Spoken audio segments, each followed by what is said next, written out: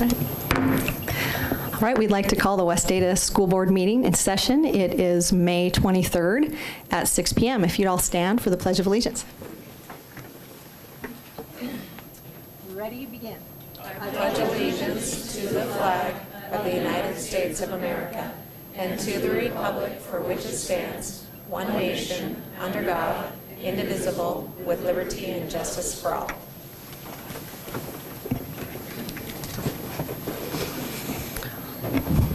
All right, Madam Clerk, are there any changes to the agenda? The only changes will no longer be adding item E, the Bellmead easement, to the consent. We'll be approving consent without item E, under the good faith reason that they have rescinded the request for the easement. Okay, perfect, thank you. All right, we'll move to our superintendent update. Dr. Bubb. Madam Chair, trustees, I'm going to start off really quick with something that we don't traditionally do, but this person has been such a huge impact for West Ada. I want to honor Troy Stevens for his tremendous work for us.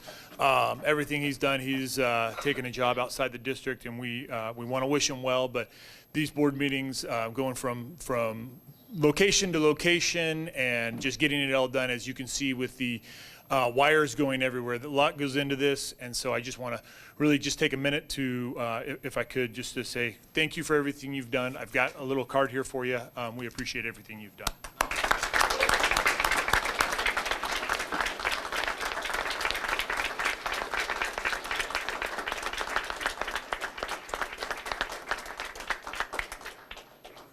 We do not need to take a picture. But we can. Thank you, Dr. Bob. Thank you, everyone.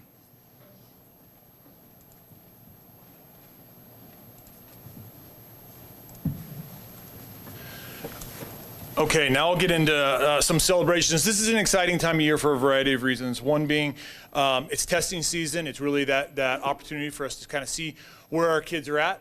We've had a lot of conversations around learning loss and things that we can do to make up for that. We've put a lot of processes in place, but we get to see the results of that and then spend the summer to really work hard at building on that foundation and planning for next year. From a sports standpoint, I'd like to honor some of our teams. If you didn't see, Hawaii High School had a state championship in baseball. Congratulations to them.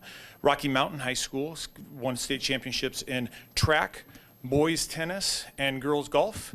And then academic state championships, which I think are just equally as important, if not more important. It's incredibly difficult to balance both academics and extracurriculars. So congratulations to Centennial High School, boys tennis and boys golf, for both being recognized as academic state champions, and Rocky Mountain High School in girls tennis for being recognized as as a academic state champion. Was able to attend STEM night at Renaissance this past week, which was an incredible night. We get to see it's kind of the culmination of things for our kids. They come up with their own little invention. I saw the automatic dog feeder, which I'm excited about because for whatever reason that becomes a hassle at my house. So it was just exciting to see our kids really take their learning to that next level and put it out on the table. And I think that I would encourage anybody to really get out to our elementary schools right now. Elementary schools are taking their learning and either putting that into projects, putting that into field trips, but seeing some of the things that they're offering each and every day is pretty spectacular. I was able to visit Seven Oaks today, and they're having a pretty big night. And it's nice to see our kids take their learning to that next level and bring that out to our community. So I encourage anybody to be part of that. And then congratulations, I'm probably going to mess this up, but to Mrs. Gillenwater, who was awarded a $2,500 grant. It's a STEM Talent Pipeline grant over at Frontier Elementary. So congratulations, a lot of good things going along in West Ada. I'll open up for any questions.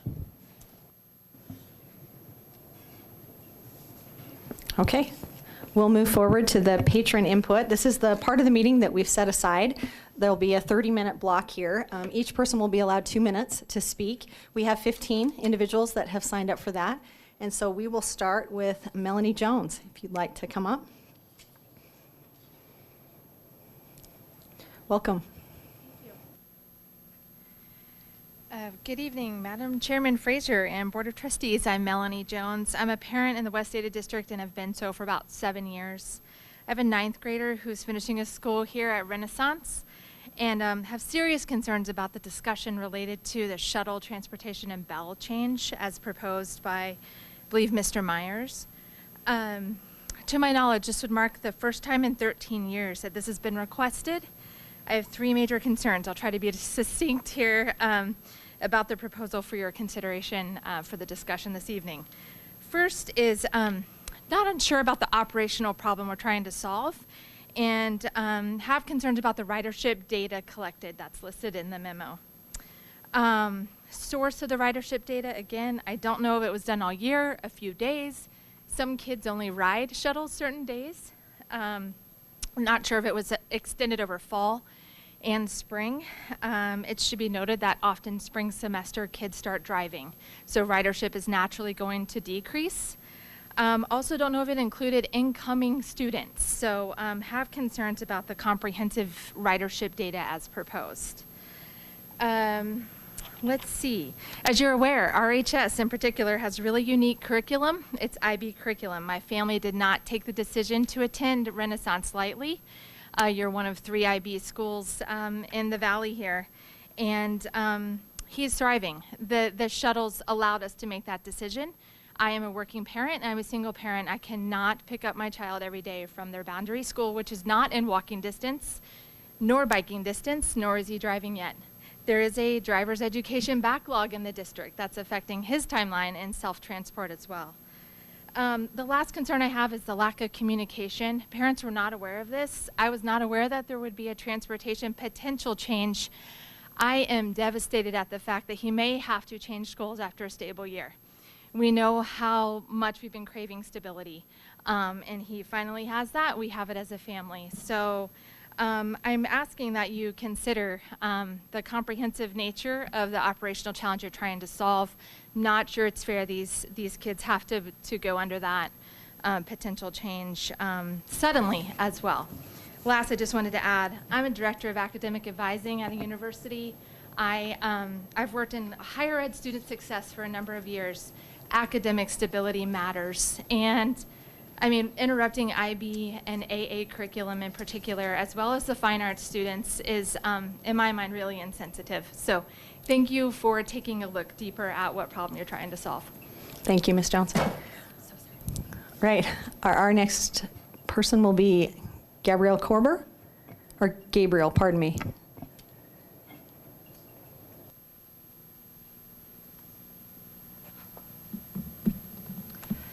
Madam Chair and the Board of can you hear me? Okay. Madam Chair and the Board of Trustees, I, Gabriel Korber, a Renaissance High School junior, and many other students find policy 401.20, duties and responsibilities to be a possible violation of our liberties, as it restricts the ability to express freedom of speech on topics that affect our lives and education. Firstly, staff shall not use school property, including the classroom, conference room, office, desk area, to hang, post, erect, or display any posters, signs, flags, banners, pictures, or any digital or physical image that depicts support or opposition related to a political, quasi-political, or controversial topic. This policy does not clarify what is political, quasi-political, or controversial topics. Instead, this policy leaves it up to the teacher to decide on the interpretation of the statement, leaving teachers confused, depending on who is asked, anything could be controversial or political. Does this mean every teacher must take an American flag down from the room? It is a controversial topic that is highly political. In fact, most of my classes, including several that are required by state law and that have been approved by this board, have controversial topics and politics included. This policy forces teachers between a rock and a hard place. Along with said political topics, restrictions on the rights of the students are made. Staff shall not make inquiry of students that pertain to the student's religion, religious beliefs, political affiliations, sex, sexual orientation, or gender identity, ethnicity, race, color, or national origin. Religion can be a sensitive topic that depends on the circumstances, depending on the circumstances should be left out of the classroom. However, by not allowing the teacher to ask the individual student about preferences, they are actively alienated from the student from the teacher. This gives the student the implication that they are not important. Teachers rely on communication with their students, and removing that just because some parents don't like seeing pronouns in the classroom, I believe, is childish and discriminatory.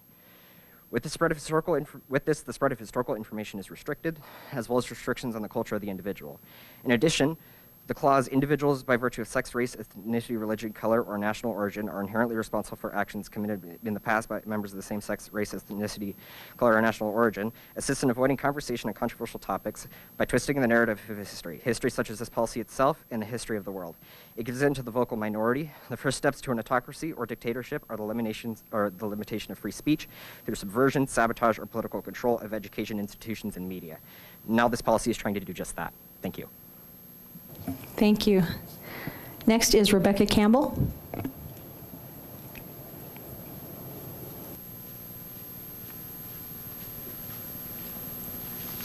Okay, does this work? Okay.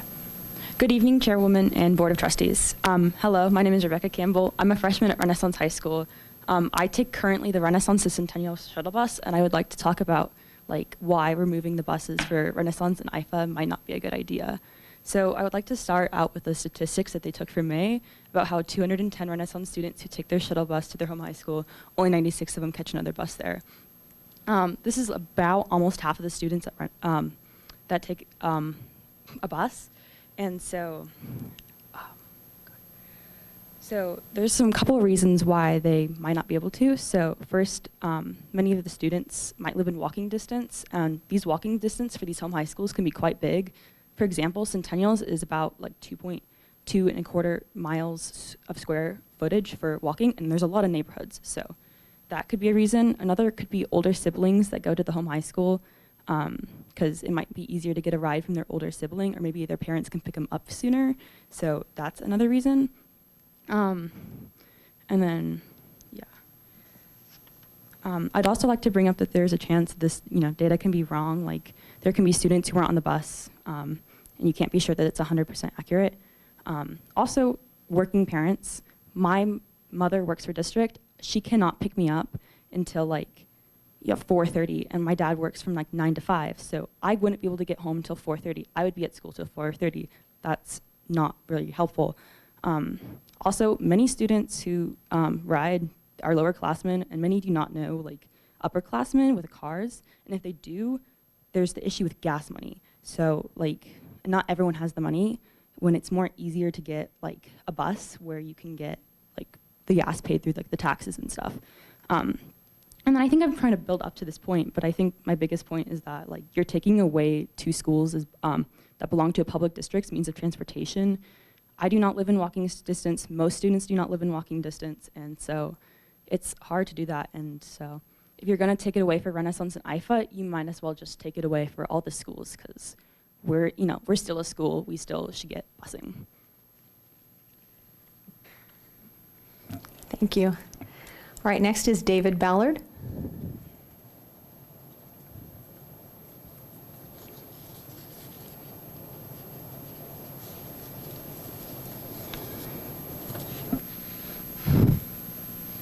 Greetings, Board.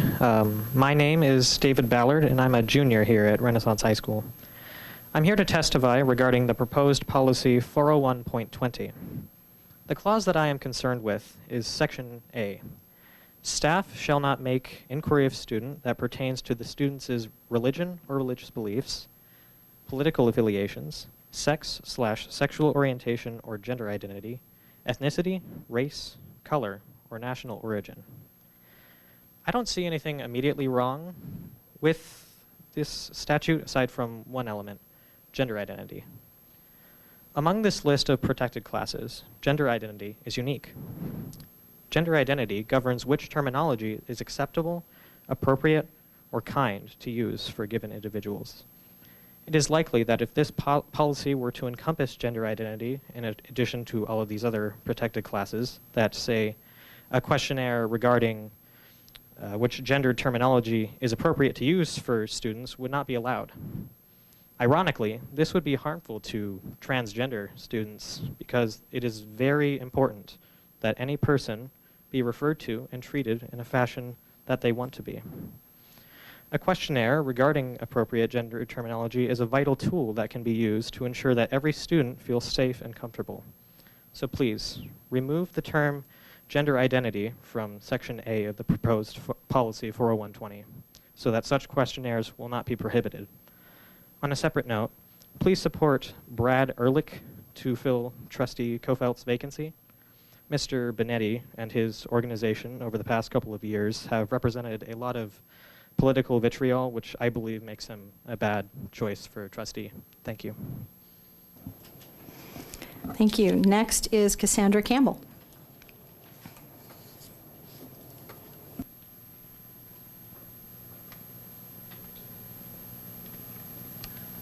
Good evening, Chairwoman and trustees. I'll make this fast, to the point. According to West Data Code 702.51, it says that West Data recognizes the responsibility for providing a safe and efficient transportation for all students who ride buses to and from district schools and school-related activities, which includes sports. Idaho State Board of Education Standard State Student Transportation is another component in the school district's overall education program. As we know, once those students get on the bus, it is the school's responsibility until they are back off the bus in their neighborhoods. Just some quick data, 30% of the students from Renaissance ride the bus.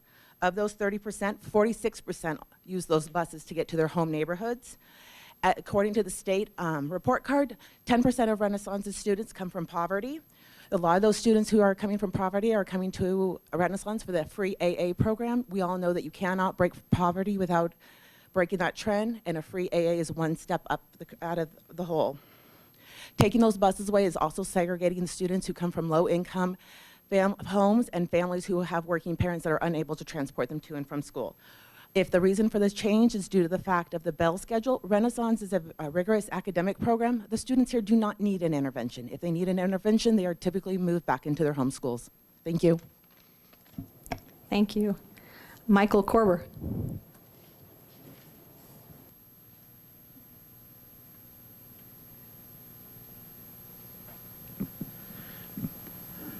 Good evening, board. I'm a parent, I'm a teacher, I'm a 20-year veteran in the armed forces, I'm an immigrant, I'm a political refugee, and I'm a parent of a trans child. I want to speak in regard to the intent of the policy 401.2. Okay. It seems to be politically motivated, and it's servicing an agenda. The purpose of education is to teach our children how to think and how to solve problems.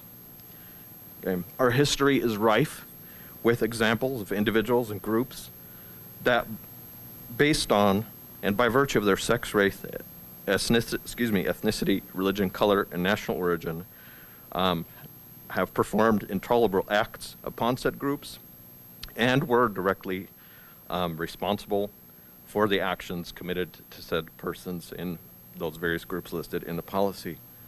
Among those examples from our history, we have Hitler, the Jews, Stalin, and the minorities groups in Russia, the Roman persecution of Christians, currently what Putin is doing to the peoples of Ukraine. Denying these facts means being deliberate and ignorant of the reality of humanity. In order for our students to learn and to solve problems, they need to acknowledge the realities of history and take ownership of the fact that we as a species are capable of both great atrocities as well as great accomplishments. We are not responsible currently for history, but we need to have the ability to have civic and intellectual discourse, or we are doomed to repeat those same mistakes we've made in the past as a species. The other point I'd like to make is to talk regarding the staff's shall not, the portion that states, staff shall not use school property, etc., to display visual or physical imagery that depicts, support, or opposes controversial topics. As mentioned before, simple things like our American flag. Our American flag is actually a controversial topic. Okay, when people show respect or deference, whatever, okay, displaying the flag is controversy in and of itself in our modern culture. For example, me wearing my mask because of my position regarding the COVID virus. This is an example of a visual display. Am I not allowed to then wear my mask in the classroom because it is a controversial topic? Is that infringing then on my individual rights? I think there is way too much ambiguity in this policy, as well as political intent. I am in extreme opposition to this policy. Thank you. Thank you. Jennifer Johnson.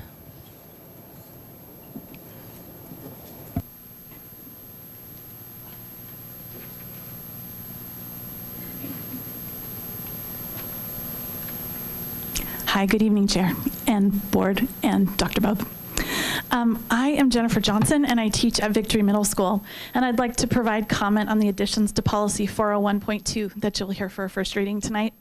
In the last two paragraphs of the general section of the policy, the words, quote, quasi-political and, quote, controversial will require teachers to remove LGBTQIA flags or stickers, which are a sign of safety and solidarity, from their classrooms and counseling offices. While completely appropriate to keep the classroom a space free from the educator's political perspectives, the pride flag denotes safety to a marginalized group who experiences bullying. When a teacher shows support for a marginalized minority, they are supporting the public school values of diversity and inclusion. If students complain that they are feeling excluded from a space because of a flag meant to create inclusion, they misunderstand the purpose of inclusion, which is to value and uplift all people and all voices. And it is our duty as educators to help them understand and value inclusivity. That is where public educators must hold the line. When a student enters a classroom that displays a pride flag and complains that they feel uncomfortable, they are equating comfort with safety. If some students see a pride flag in a teacher's classroom and determine that they are being excluded because they are heteronormative, they are misunderstanding the word inclusion. It's a slippery slope to include any, quote, controversial topic as prohibited from visual display in the classroom. The Anti-Defamation League's No Place for Hate campaign posters could be deemed controversial in some circles. Are we going to allow those circles to dictate our policy? Policy is a reflection of values, and I want West Ada to confidently value inclusivity and diversity and not bend to pressure from groups of people who don't understand that inclusivity is truly inclusive. Perfect neutrality isn't possible, nor should it be, as injustice and intolerance should not be allowed in a public school system. And I do think that intolerance is at the root of some of these policy additions. By calling a symbol of inclusion controversial, we are aligning with a particular belief system that is in opposition to our mandate as public educators. Thank you. Thank you. Sam Perez.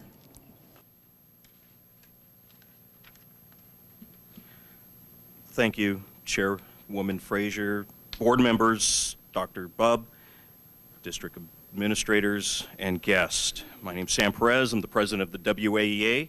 I'm speaking to Policy 401.20. Horace Mann stated, public education is the cornerstone of our community and democracy.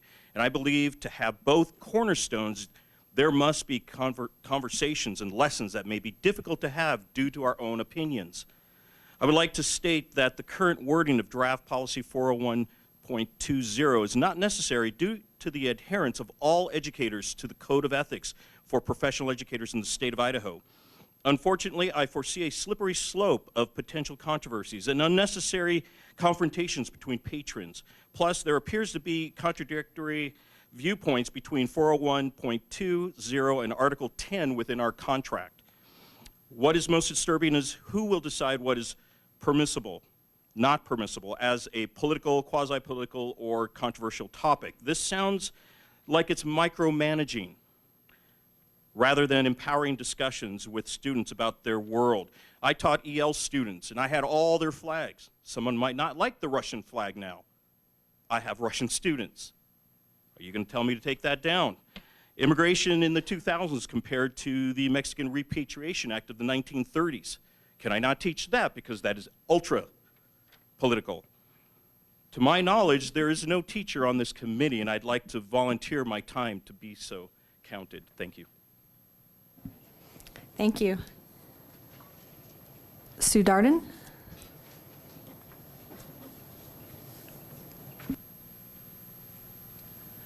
Chairman Frazier, members of the board, Dr. Bubb. My name is Sue Darden, and I'm finishing my 32nd year of teaching, 24 of those in the West Ada District. I am also opposed to Policy 401.20.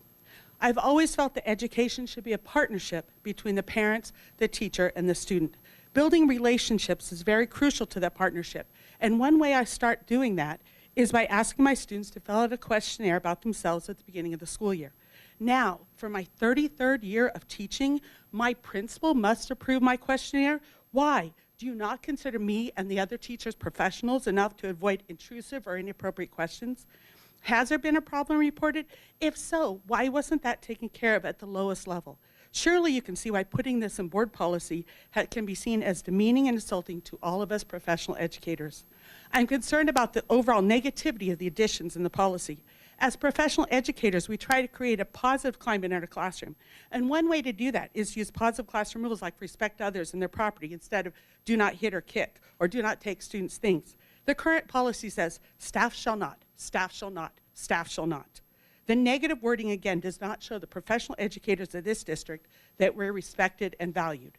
I have so many concerns about the last 2 new paragraphs. It's hard to know where to start. I'm concerned about the freedom of speech, restrictions, and vague definition of controversial topics. Many controversial topics do not belong in the lower grades, but shouldn't we be training our high schoolers to reason, analyze, and justify their own opinions? Some controversial topics are also part of the curriculum for classes like debate and high school government.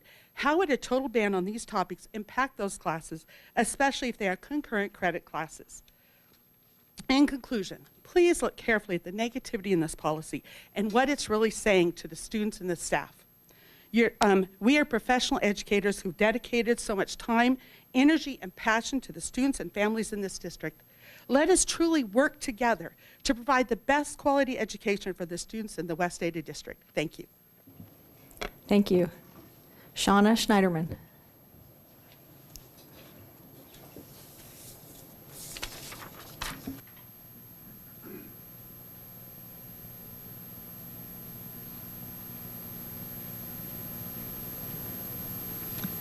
Good evening, Chairman Frazier, members of the board, and Dr. Bubb. My name is Shauna Schneiderman, and I'm speaking to you tonight in my capacity as a teacher at Renaissance High School, though much of what I have to say may also apply to IFA as well. I've taught at RHS since 2012. In that time, I've had the pleasure of working with some truly driven and awe-inspiring students. I'm here to speak on their behalf.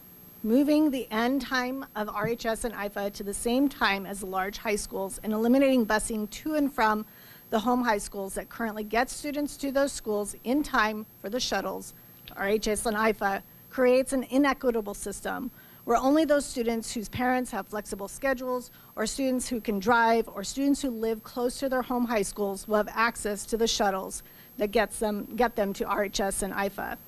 One of the things I've always loved about RHS is that students are placed by lottery, with the basic requirement being based on academic ability, not on their socioeconomic status.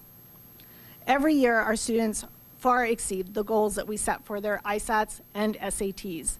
In fact, this year, 100% of our sophomores scored proficient or advanced in their writing or reading ISATs. And 92% of our students scored advanced or proficient in their math ISATs. Our juniors' average score on the SAT exceeded the state and West Ada as a district. I'm not telling you about scores to brag about our students, but rather to point out that we have a solid system that works. We have developed an intervention system that allows students to take ownership of their learning, and they do. This is not to say that we don't have students who struggle, but we work with those students. Teachers, administrators carefully monitor them and make arrangements for them to get additional help as needed. Our current system allows for a full hour of intervention based on need, not requirement. Arrangements are made in advance with families to accommodate student transportation. While I understand the need for daily required intervention at our larger high schools, RHS is simply not like other schools. We need a flexible intervention and extension time to accommodate the needs of our unique student population. In addition to academics, many of our students participate in sports at their home high schools. Buses departing from RHS and IFA after 2:39 will likely not arrive at home high schools in time for students to participate in those sports, furthering the inequity and access. I ask that you consider the needs of our students when considering transportation and the proposed high school bell schedule. There's already a different schedule for the alternative high schools that caters to their needs, so it doesn't seem much of a stretch to do the same for us, while also still meeting the unique needs of students in schools of choice and continuing to focus on student learning and growth. Thank you. Thank you. Carmi Scheller.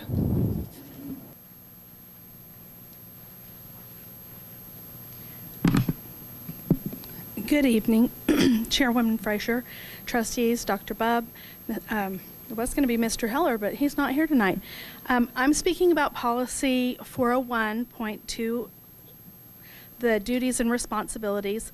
And I appreciate that the first read is getting a lot of attention and a lot of feedback. I think that's what makes for good policy in the end. When I was looking at this and considering the questions and comments that were being sent to me this weekend, I went back to the academic freedom policy and the work that went into that, and the fact that it was grounded in district philosophy, the code of ethics, and our West Ada curriculum, and looking at those. It was glaring how some of this new policy wording didn't have that same approach yet.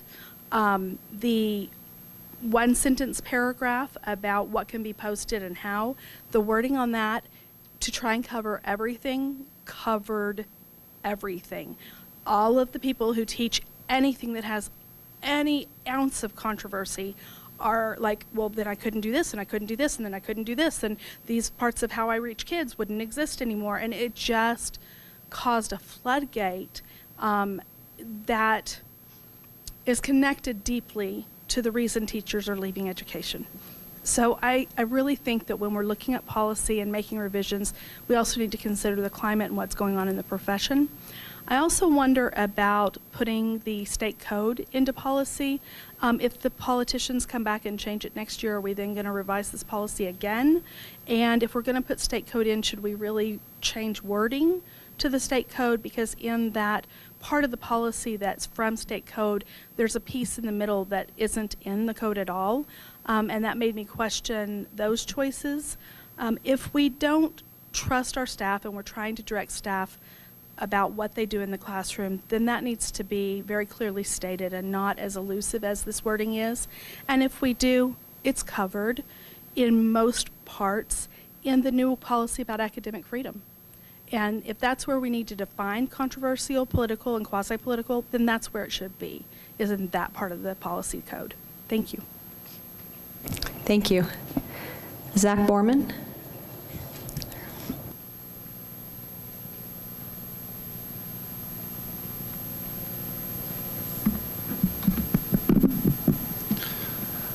Thank you, Madam Chair, Dr. Bubb, trustees. I appreciate your time. And I think it's really important that you are taking this time and asking for people's feedback on these issues, because that's how a democracy works, is that you have to be able to hear from alternating perspectives or different perspectives. And I think that's sort of the key of what I'm concerned about with policy, what is the number there? Yeah, 401.20, right? I want to specifically point to something that I think is suspectly missing, and that is in Clause D, where it says, no course of instruction, unit of study, personnel shall compel a student or person to personally affirm, adopt, or adhere to any tenets of that any sex, race, religion, ethnicity, religion, or color of national origin is inherently superior or inferior. What it does not have in that clause is that sexual identity or sexual orientation is considered inferior or superior, right? And I think that ultimately that's what we're going to be implying to teachers. So if I'm a heterosexual teacher and I can have a picture of my wife in my classroom, but if I'm homosexual and I have a picture of my husband, all of a sudden that's divisive and I can't have that in my classroom. Or if I struggled with my gender identity and I have that pride flag on my desk as a sign of like, I understand how hard it is to live through this and what it's like to be around other kids that don't agree with you or don't understand you or are scared of you and are angry with you all of the time, right? That pride flag means something. And to say you can't do that because that's divisive to people. But then also other people can have those things that are a part of their identity in their classroom. You're inherently saying you're inferior or your value set or your existence does not matter as much as that other teacher's. That is unfair. It's not what our district should be about. As other speakers have said, we should be about inclusion. The other thing is how we deal with people that don't agree with us. I know that the last couple years have been divisive and terrible and terrifying in so many different ways, and everyone's full of rage. And like, what we're doing with this by just pushing things under the rug and pretending they don't exist is teaching kids that then they just go home and then they're toxic online like their parents, and everything is an endless cycle of hatred and stuff that doesn't ever go away. We need to teach the kids how to like have civil discussion and debate about with people that they don't agree with, and be able to come to the table and all, like it. We can't just ignore things and pretend these kids and these issues don't exist. Thank you. Thank you. Julie Edwards.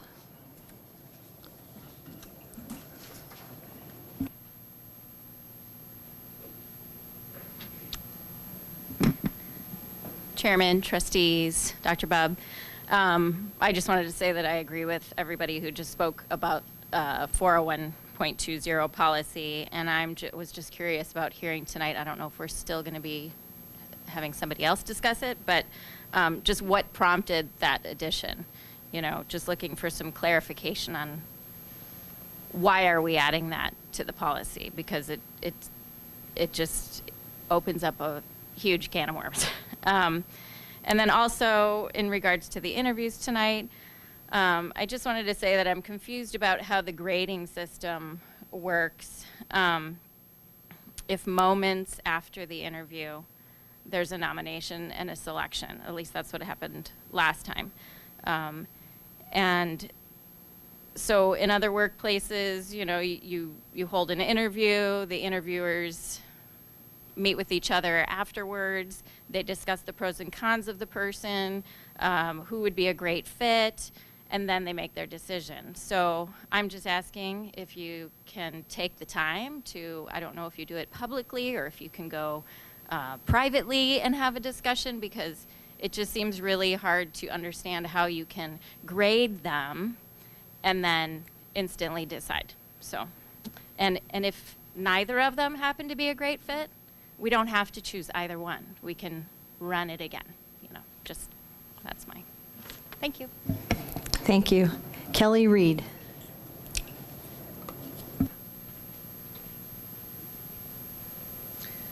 Good evening, Madam Chairwoman, trustees, Dr. Bubb. I am also talking about 401.2. A lot of the things that I had wanted to talk about have been touched on. You know, the no posters, flags, signs, pictures, banners, or any other digital or physical image depicting support or opposition, and we all know that one. But what it does is it opens the doors for unintended consequences. There's been a lot of talk about the social consequences. Well, what about the academic and learning consequences? All of this learning loss, you want to make up for it? Don't shut us down. It is necessary for so many of us to be able to use images that would be considered controversial by another, to be able to teach our class. I teach a class about language and culture. I am a Spanish teacher. I teach culture. You don't let me talk about some of this stuff, you don't let me do my job, and you inhibit the children from learning. Did you know that the United States is the second largest Spanish-speaking country in the world, and West Ada is one of the only monolingual school districts still out there? You are inhibiting me. You are tying my hands from bringing our students into a global competitorship. They cannot compete with their counterparts if you tie our hands. Furthermore, you're not going to let us ask them questions. How am I going to know? If me talking about birthday celebrations is going to be very difficult for my Jehovah's Witness student, how am I supposed to know that? You're not letting me ask. It's offensive if I ask. If I use the wrong name, the wrong gender to talk to a child, I am not showing that child any respect. If I am forcing them to conform to a single ideal of societal norm, I am not showing that child any respect. If I am not allowed to discuss these things with my students, they are losing the opportunity to learn from those who have first-hand knowledge of so many things.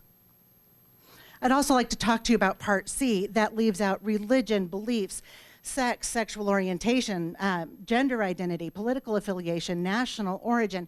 So we can adversely judge people according to those things, but as long as it's not as long as it's not race or color.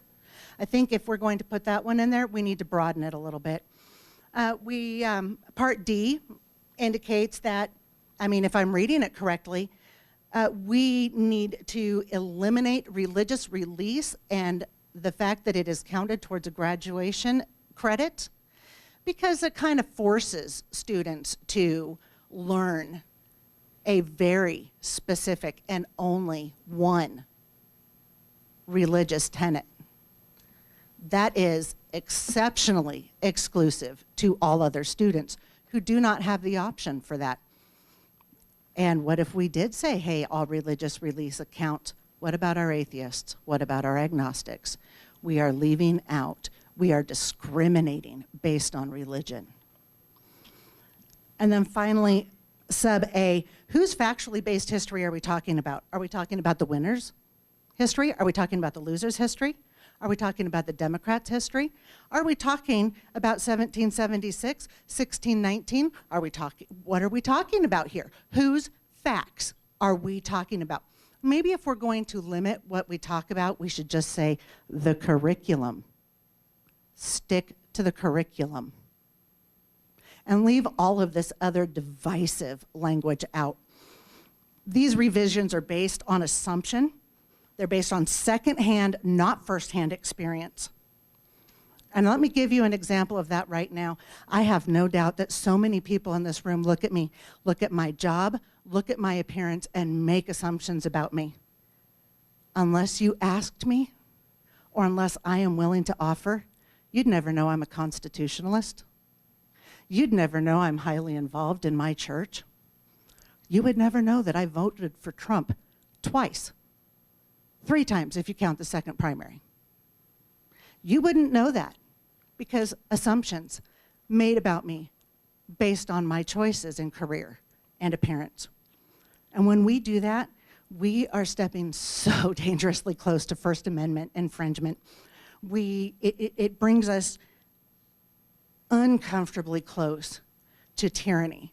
Not the tyranny we're used to hearing about, but it is tyranny nonetheless. It is putting one set of ideals over the set of another and shutting down the ability of individuals to speak about them.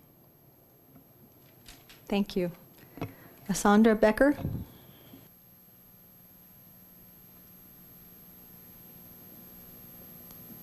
Madam Chairwoman, trustees, and Dr. Bubb, I'm here as a parent and a teacher of West Ada, and I'm here to discuss your sudden, uncommunicated desire to take away busing from my child.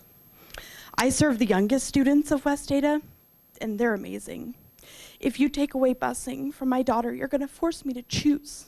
You're gonna force me to choose between my daughter, who I love, and my students, and my future students, who I also love. I can't be in 2 places at one time. I can't pick her up from Hawaii and suddenly get her home while also teaching 5-year-olds. I found out about this 2 days ago on social media. I had no idea you were even considering taking away busing from Renaissance students.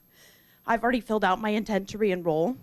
And to be quite honest with you, my neighborhood high school can't offer her what Renaissance can offer her. My daughter dances 12 hours a week competitively outside of school, while all in honors classes as a freshman at Renaissance with a 4.0 friends.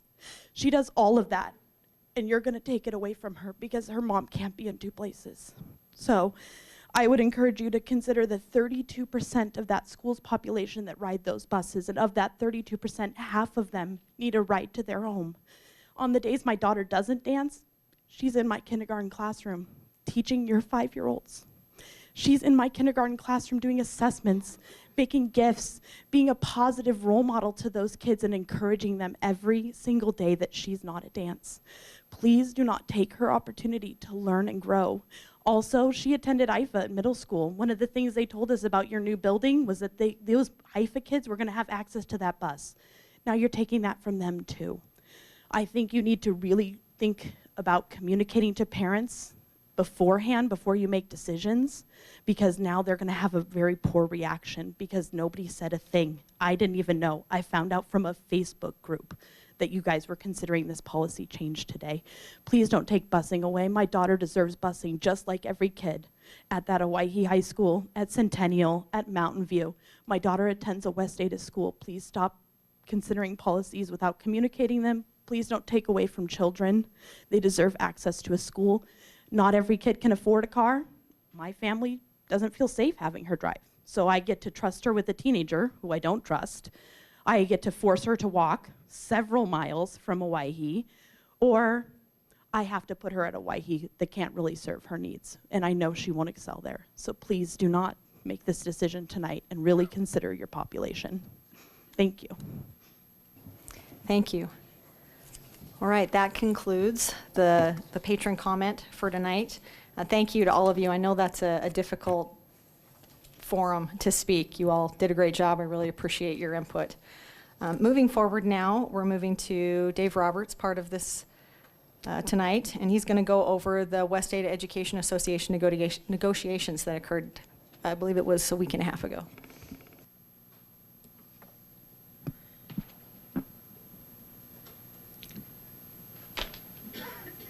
Thank you, Madam Chair, trustees, Dr. Bubb.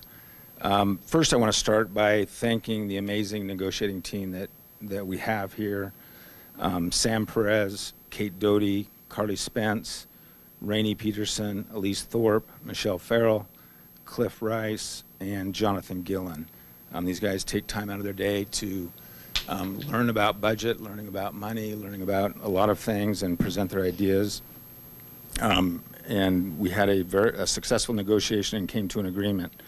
I did send the memo to you earlier that has all of the tentative agreements that we agreed to. The biggest one always is salary. If you look at our salary, we are,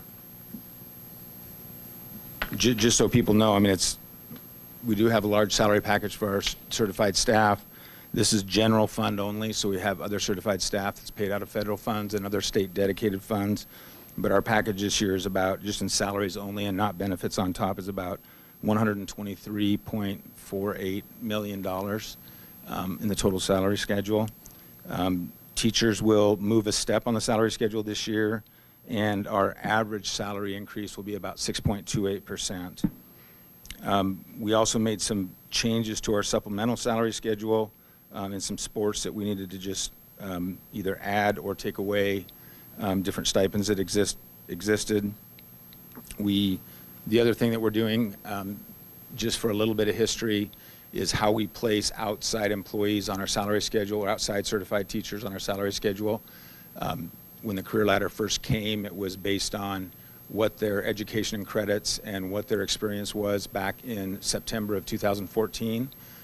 As we get further away from 2014, that becomes more and more difficult to track. And so last year, for the first time, we went to a salary schedule that was based on years of experience, and we tried to build it so people coming in weren't placed ahead of our people that were on the salary schedule. Probably for the next, I don't know, 5 to 10 years, I would say, we're going to keep moving that placement down, and so pretty much everybody will be placed on the salary schedule based on their years of experience. And so we did adjust that and move that down 1 year to accomplish that. We added, as you may or may not know, that the monies for leadership premiums went away and no longer exist beginning with the 22-23 school year. And we have traditionally had some positions that were in place in our negotiated agreement for department chairs, student council, and such. And so we've added those back in to be paid with general fund dollars for our high schools and middle schools. We also changed some language in our sick leave article, adding specifically the words mental health in there as a sickness, a valid sickness for use of sick leave. The other item that we changed, both in sick leave and personal leave, is when a certified employee is less than half-time, they don't earn sick leave and they don't earn personal leave. But oftentimes, they have already accrued and have sick leave and personal leave in the bank, if you will, that's available to them. In the past, that was frozen, and they couldn't use that until they became a full-time employer, more than 0.5 employee. We changed that modification that they're still able to use the sick leave or personal leave that they've accrued and earned until it's gone, and so that change was made. The other item that we changed has to do with medical coverage. As you may have read in the papers, there was funding that's made available to school districts for medical insurance coverage, specifically to try to get school district to go to the state insurance plan. There was one law that was passed, and then part was with the budget. The law that was passed that took leadership premiums away also created a fund for schools to access to fund the reserves. That's not to fund premiums. It's a one-time amount that would be used to fund our reserves for our West Ada employees. The challenge for us going to that is the monies allocated so far aren't enough for us to go to those plans. And the reserves alone, we would get some money for the reserves, but we'd still be about 1.8 million short to fund that reserve. The second piece of that is they have split the discretionary dollars in half, or close to half. I think it's 48%, between insurance costs and other costs for our school districts. West Ada will see a pretty large increase in that number, but based on our current population and current enrollment in health insurance, we're still about $7.5 million short of premiums on an annual basis to go there, and we simply don't have $7.5 million annually to do that. However, the money we are getting is going to be able to be contributed to our insurance plan and affect our folks in a positive way in insurance coverage. So in the short term, our insurance plan doesn't renew until January of each year. So that process on the overall plan and plan design will happen later in the summer and early fall. But in the short term, we agreed to change dependent coverage for people as follows. So an employee plus child currently paying an employee is currently paying $179.78 a month. That would drop to $93.02 a month. Employee paying employee plus children is currently paying $339 a month. That would drop to $175 a month. Somebody that's adding their spouse to the plan currently pays $759 a month. That would go to $393 a month. Somebody that has their spouse and a child currently pays $904 a month. That would drop to $468 a month. And then finally, somebody with family coverage currently pays $1,063 a month, and that would drop to $550 a month. This is a temporary fix. This is only going for people that get their first check in the fiscal year 2022 through their November payroll, which would pay the December premium, and then we'll look at our renewal at that time. One of the other challenges that we talked about is, benefits are a funny thing. The dollars for benefits, there's really not a way to just allocate to everybody in an equal manner, because everybody's situation is different. Some people have dependents on their plan, some people don't. Some people have 10 dependents, some people have 1. It's all over the board, and generally our health benefits benefit the people that need them and use them at that time. So to try to help or give something to all employees, we also agreed to cover employee-only dental for all of our employees that are paying dental at the Delta Dental rate. So that was part of the plan. And then finally, we had some other changes to our supplemental for our athletic trainers, and made a change for athletic trainers during football season when a school makes the state playoffs. Football is a unique sport by itself, that playoff extends over a 3 or 4 week period, and there's a lot of extra work for those trainers, and so we've added some money there. We have a professional development stipend for all of our certified staff. We adjusted that to be 1% of the beginning teacher salary.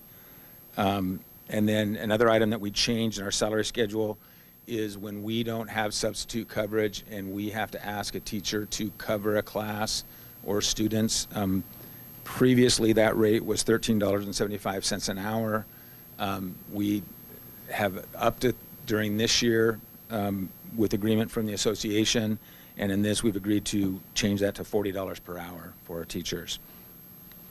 And then we changed some language in the article on problem-solving mechanism, and it has to do with this problem-solving committee that we have and how that functions next year. And we're going to have, I think it's a very good move, and have more meetings with the executive staff of the association.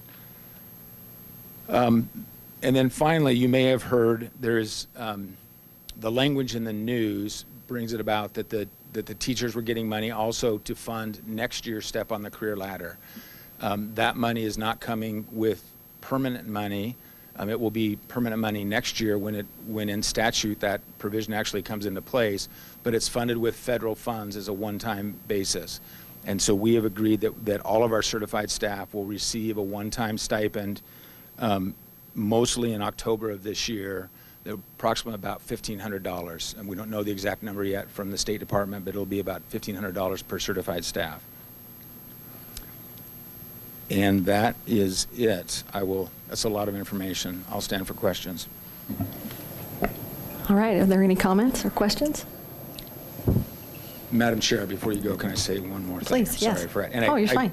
I do want to, the process here is that we have these tentative agreements. The association then goes to their membership and ratifies those agreements, and they did in fact ratify their agreements last Thursday, 88% to 12%. And so our ask in the agenda later is to approve this agreement as well.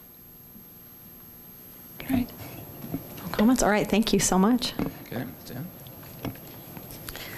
All right, next up is Marcus Myers, our Chief Academic Officer, and he will be discussing the 22-23 school year IFA and Renaissance transportation schedules.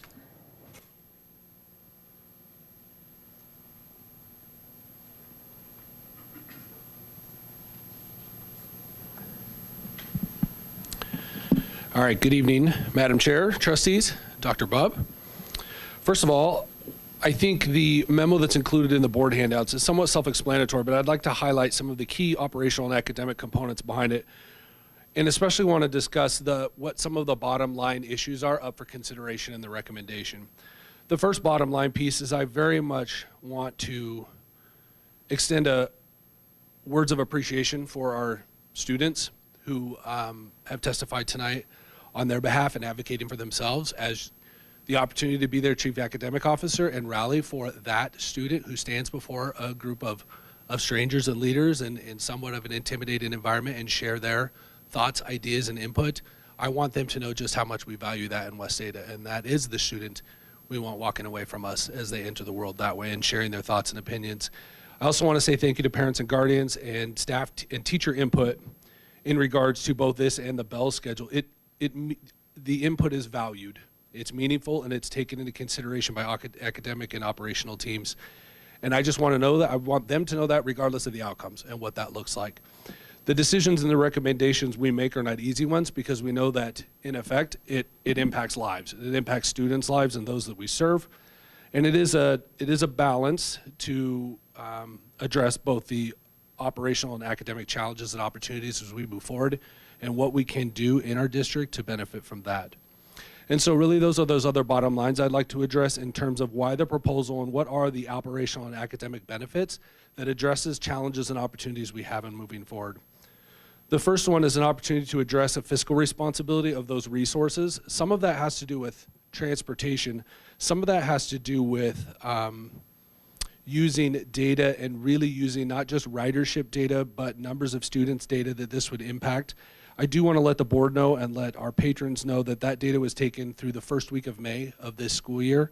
And it was a combination of both what we hold within our student information systems as far as it noting in student information systems that students will be riding a bus, and then also the observation of numbers of students and student counts on those buses itself over the course of that time frame. That data was conducted and not only through our operations teams, but then also through our district transportation teams as well. And so in addition to those fiscal responsibilities and resources and really saying, here are the resources we have and how can we best use those across all students in West Ada, there's also the idea of accurate and transparent reporting of instructional minutes. Our instructional minutes really are the foundation to what we do in West Ada, and it answers the questions, what do we want students to know and when are they going to learn it? What does that look like? And so when we post a bell schedule and we submit that bell schedule not only to the State Department of Education, but then also when we post it to our website, we want to be very transparent and we want to be very accurate in the fact that this is when school starts in West Ada and this is when school ends. Sometimes within transportation challenges, that may be what we report, but trying to get to that number about here's when all students in West Ada go to school at each of the 3 levels, we want to be very transparent with that. We want to make sure that we're meeting those needs. What takes place sometimes is that when we release school, and I'm using school release as at the end of the day as the example, but this also occurs at the beginning of the day. When we release school from a location that provides shuttle transport to home to school, but then also to the school itself, if just one of those buses is late for a variety of reasons, it could be a number of reasons given traffic in the valley, given construction within the valley, whatever that might look like, it has a significant ripple effect across nearly all of our West Ada schools. And so what is a late shuttle bus leaving from one site to another, or a late home to school transport bus at our high school levels has a ripple effect where if it's, for example, 5 minutes late leaving, it's 10 minutes late at middle school, and then 15 to 20 minutes late as we are dropping off students at an elementary level. And so those are some of the operational challenges and safety measures that we want to address, knowing that it does impact students as we start the day that way as well. In addition to that, within that ridership, it does allow us to say from a fiscal responsibility of those resources and what can we do, what can we provide and providing that opportunity for students while not impacting students further down that schedule as it matriculates into elementary, and what can we do to say if an elementary school student ends the school day, this is when they're loading buses and this is when they're arriving safely home. That's true in middle school and that holds true in high school at all of our high schools and at all of our sites. The other piece behind that similar conversation is the long-term viability of a system where one challenge within that system of transportation, like I just spoke to, the viability of doing that long-term as the valley grows and as we increase numbers of school sites and what that looks like becomes more of an operational challenge for us. When we shuttled sites 10, 15 years ago, this was less of an operational challenge. There were less students, less sites that were dropping off at, traffic patterns were different that way. And so as we look to not just the operational challenges with transportation and what we need to address, because what we do know is that this transportation isn't just a West Ada challenge right now. It's a national challenge. In West Ada, we have our own unique challenges in that the systems we've set up allow for a tremendous number of shuttle sites across the district. And when we look at operational challenges and how to meet those, we really are looking at shuttle sites district-wide and transportation sites and locations district-wide. This isn't just an opportunity to look at Renaissance and IFA transportation, but we are looking at that district-wide through our operations team and what we're doing with routing and shoring up some of those resources. And then lastly, I want to address within this recommendation what it does to build a consistent bell schedule and why that's important. And the reason I use this as a transition statement to the next recommendation before the board. And again, just want to note, there are no action items behind either of these. The action items on the bell schedule will come at the next bell schedule meeting so that we can report those minutes to the State Department of Ed. So the values of a consistent bell schedule, both operationally and academically, one, it increases opportunities for what we're going to do within the intervention bell schedule and how we answer the question, what are we going to do if students aren't learning? Like I said, I'm going to address that next. So another benefit to that is professional development consistency across the district. So now that we're looking at a calendar that places those days on similar days across the districts, on days that are similar across the districts, on time frames that are similar across the district, and at all of our school sites, it allows for consistent professional development across that calendar.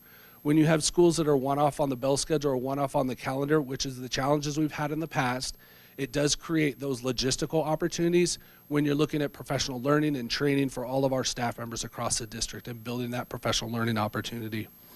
That does include not just teacher professional development, but teacher workdays, assessment calendars, and then also what we define as prep times for grading during semesterly timeframes that way. And so we do want to address both those operational and academic challenges, knowing that, one, it's not an easy decision to make. We do know it's a decision that does impact the lives of students, and we heard that here today. Secondly, we want to decrease that ripple effect of what happens when something happens at a high school level within a shuttle system such as Renaissance and IFA, what that matriculates and looks like over the course of an hour, hour and a half, than when elementary students are being dropped off at that end of the day. When you roll back what happened to that elementary student and why they're being dropped off so late, when you roll that back, many times it's attributed to the shuttle that was late at the original start of the drop-off time frame and what that looks like. And again, drop-off is just the example that, end of day transportation is just the example I'm using. This occurs at the beginning of the day too, where students are then showing up late for school and not being transparent in the fact that school starts at this time and this is when students begin to learn. And so with those, I know you can read through the memo, and our patrons can read through the similar memo as far as what that looks like with transportation, and that students would need to get to their address-based school. Then they would get on the shuttle that is their school of choice shuttle at that time frame that would take them to their school of choice, either IFA or Renaissance, that way. And so you can imagine a shuttle system where that bus leaves their address-based comprehensive high school, their main high school, their home high school, and it would leave here in one trip. It wouldn't make stops in between. It wouldn't make other pickups. And so let's use the furthest school as an example, which is Eagle High School. We'll determine that that's going to leave at about 7:05 from Eagle High School to be able to arrive here at Renaissance and IFA with a drop-off of about 7:32. And at about 7:32, that leaves time for school to start and for those students to transition. Okay, that eliminates the late opportunities. And at the end of the day, a similar situation would happen, where at the end of the day, school would release at the same time as all the other high schools. They would get to that high school after the other high school is already let out, and then it would be the responsibility to go from that school of choice transportation to home that way under parents and guardians. I do want you to know that we'll continue to have further conversations with parents and families who aren't able to shuttle or who aren't able to get to that comprehensive high school, talk about what challenges and opportunities may exist there, and want to continue to have that discussion. But we do know that for some families that is going to create some potential issues. And we do want to address that, as we do with individual needs on a variety of reasons. With that, I'd be happy to answer any questions that you may have in regards to the proposal or the discussion around Renaissance High School and IFA transportation. Any questions or comments at this time? No? All right. Oh, no, we do. Sorry. Trustee Zuna. Thanks. I was waiting to give somebody else the opportunity first and missed it last time, so I better jump in there quick. Thanks, Mr. Myers. I struggle a little bit with this one. I really appreciate our schools of choice, and I'm so thankful for those. I also know that we have made sacrifices in many areas with the other students to accommodate, primarily around busing and what those schedules look like. This is my 6th year on the board, and it's continued, and I mean, we make some progress and then we step backwards, and I know that it's really been a struggle, and it's something that we have to solve and we have to address it. So I appreciate that you're taking steps for that. I'm also really thankful for our students and our parents that came out here today to talk about the hardship that that's going to create, and I'm glad we're not making a decision on this tonight. I appreciate your commitment to work with families and their individual needs to see if there's things that we can do to help make accommodations where we can. One of the people that testified tonight talked about the intervention program at Renaissance is probably not needed at Renaissance the same way that it's needed at a traditional high school. I don't know what the needs might look like at IFA, but I don't know if we have opportunities to look at some of that, but I'm confident that you'll take all of the feedback that you heard tonight and look at that again and come back to us with those things in mind. And I think it probably hurts all of us if we have to go, to this space, but I do know that we have that bigger transportation problem that we have to solve. So thank you. Any other comments? Trustee Bachman.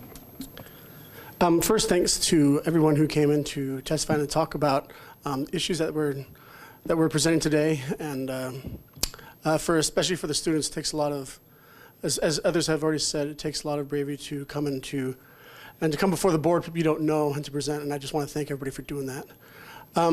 I just wanted to comment briefly about the proposed the bus changes, and that there was a couple of testimonies that mentioned that for younger students who don't have transportation yet, that freshmen and sophomores, for example, at Renaissance, that there is transportation issues with that. And in our own family, we're fortunate that my daughter, who's a junior, she drives, but that that difficulty is not just limited to freshman and sophomore. We know she has a lot of friends who are seniors and juniors who don't have a license and who have the same issues and have had to go back and forth. And just wanted to put that out there that that issue remains certainly throughout all 4 years of high school. And I appreciate the work that you've done with it, and I'm grateful for the feedback for today. So just want to take that to share that with you. Thanks. Any other comments? All right. It's all yours. Okay. Onward and upward, bell schedule. All right, Madam Chair, trustees, and Dr. Bubb. What is before you is the second reading of the draft bell schedule. The difference between this reading and the previous reading is for a couple of reasons. The first is that we added our alternative middle school bell schedule. Previously, in our 2 alternative middle schools, we had 2 separate bell schedules for this. This was combined into one. We reached out to guidance from the State Department of Ed because they do have alternate authorization for some creative bell scheduling and timeframes within that. Reached out, received some permission from that, met with our alternative our alternative middle school principals and talked with them about what that schedule would look like. And so you can see, because of the differences within the instructional day and what that would look like in that instructional model, we are able to set up something that looks similar to an elementary schedule, although students do change classes, but how we report minutes is what this document represents, not necessarily what happens within the school day that way. And so I want to just point out that difference. And then the second difference, which has been discussed tonight, is in terms of the intervention and enrichment block that we were able to add to high school bell schedule. I'd like to talk around the bottom line behind why this was added, and this is it. In West Data, we answer 4 questions every single day around student learning. And that first one is, what is it we want students to know? Simple as that. What are the priority standards, and what does every kid need to know, do, and be able to perform so that we know they will be successful when they step out of our system and go on to that career and college readiness. The second question is, how will we know that? When are they going to teach it, and how will we know it? What does that look like? And through our assessment systems, that's what we have put into place to gauge student learning and what that looks like. The third question is, well, what happens if they have learned it? What are we going to do to create some enrichment opportunities and some opportunities to extend that learning? And then lastly, when we say, what are we going to do if they haven't learned it? How are we going to address that, and what do we do? Powerful systems approach that from the standpoint of, no matter what, every student gets that level of support, and we're able to address that need regardless of what happens in that student's day, and that it doesn't become invitational, but that it's built into a school schedule. In answering that question, we have that need to answer that fourth question, which is, what are we going to do when students haven't learned it, through the lens of our high school bell schedule. We have that need at all levels, but systemically we can create this within a high school bell schedule. The process by which we got here was that we went out and researched schools in which this is going well. We researched the opportunity behind this. We researched the number of instructional minute requirements we needed to make and report, and then also the number of credit hours in A/B classes in a first and second semester. And so there's a requirement for both of those. I do want to let you know that we have compiled that data and analyzed those minutes, and within this schedule we do meet minimum requirements for both the credit load and then both the minimum instructional need that way. And so with a schedule that functions this way, what it does maintain is a 5-minute transition between classes. It maintains a 30-minute lunch that's here, but with 2 5-minute transitions before and after, it does increase that opportunity. And then with the additional intervention time frame, this is where this guiding planning team of high school principals, assistant principals, teachers will be brought into this planning team, and then district leadership in terms of, well, what does that 25 minutes look like where students not only are receiving the supports that they need, how do we transition students from those levels of support, provide them an opportunity to not only identify which students need that level of support, but how can we do it systemically, that it's there regardless if they can show up earlier or be there after school. And then lastly, it answers the question of, well, once students have earned that, what are those earned privileges? What are those earned enrichment opportunities that students can have that we can build into their day, and what would that structure look like? I can tell you when that guiding coalition came back from those research visits, we went and visited some school sites where this was happening very successfully over numerous years, and what that looks like. There was this energy behind, look at what we can do for kids. We can do this. This is a lift. It is an undertaking, and it's going to take some planning and opportunity. But after seeing it in action, that level of energy from the guiding coalition to say, we got this, we can do this, we can present this for students. We just wanted to make sure logistically that we could do it within the instructional minute schedule that we have, and we have. And so, number one, I want to thank the Board of Trustees for approving the calendar that was set before them previously in terms of that, because those calendar days allowed for this minimum instructional minute requirement. to be there and really facilitated this opportunity here in front of us. And so on behalf of those leaders within the buildings, within our teacher guiding coalition teams that will be in place, and from district leadership, thank you for taking a look at this second reading of the bell schedules. That includes high school bell schedule now and alternative middle school schedules. I would be happy to answer any questions that you may have. Any questions or comments? Trustee Azuna? I am so excited to hear what the outcomes look like after we get a little bit of time with this. I just have one comment. For those students that are fortunate enough to not go to intervention, probably could almost call it breakfast and not lunch. It makes it so early in the day. But no, this is absolutely fabulous. Thanks. Any other comments? No. Thank you so much. That was great. Thank you. All right. Next, we have the first reading of policy 401.2, duties and responsibilities. It's Mr. Stans this evening due to Mr. Stans, Heller's all right. absence. Yes, thank you. Mr. Stans, if you'd like to come up and take care of that for us, that would be great. Thank you. Well, good evening, Chairman Frazier, Board of Trustees, and Dr. Bubb. And yes, I am not Brett Heller, but I am here on his behalf, and I'm happy to be here. I'm here to present the first reading of policy 401.2. Let me start with a little bit about the origin of these updates to policy. Firstly, at the beginning of the school year, it is typical for teachers to issue classroom questionnaires or surveys to get to know their students as an icebreaker. This year, however, parents expressed concerns about the nature of some of the questions, particularly the questions that were of a personal nature. This policy updates a pre-existing standard and assists everyone in applying it. Secondly, concerns about staff displaying political charged displays in the classroom, which created questions about whether they were providing a neutral environment for discussion and learning. Principals needed an update to district policy that addressed these issues, and the district needed a policy that reflected updates in Idaho law. Ultimately, this policy furthers our district goals. This policy is responsive to principals who want a clear policy on these kinds of beginning of the year questionnaires and a clear policy for teachers when it comes to political displays. This policy is responsive to our parents who express concerns about these issues. This policy protects our professional educators and keeps them safe from accusations of political biases, no matter their beliefs. This policy is meant to support learning in the classroom and provide a truly neutral environment for learning. Our schools are oriented toward creating independent and active citizens in the best possible environment for learning. As I said, this policy aligns with Idaho Code 33-138, the dignity and non-discrimination in public education, with the legislative intent of ensuring a school and a classroom environment, and I quote part of it here, respect the dignity of others, acknowledge the right of others to express differing opinions, and foster and defend intellectual honesty, freedom of inquiry and instruction, and freedom of speech and association. This is the first reading, so we will be continuing to gather input and updating this policy in the coming weeks. With that, I'd be glad to stand for any questions.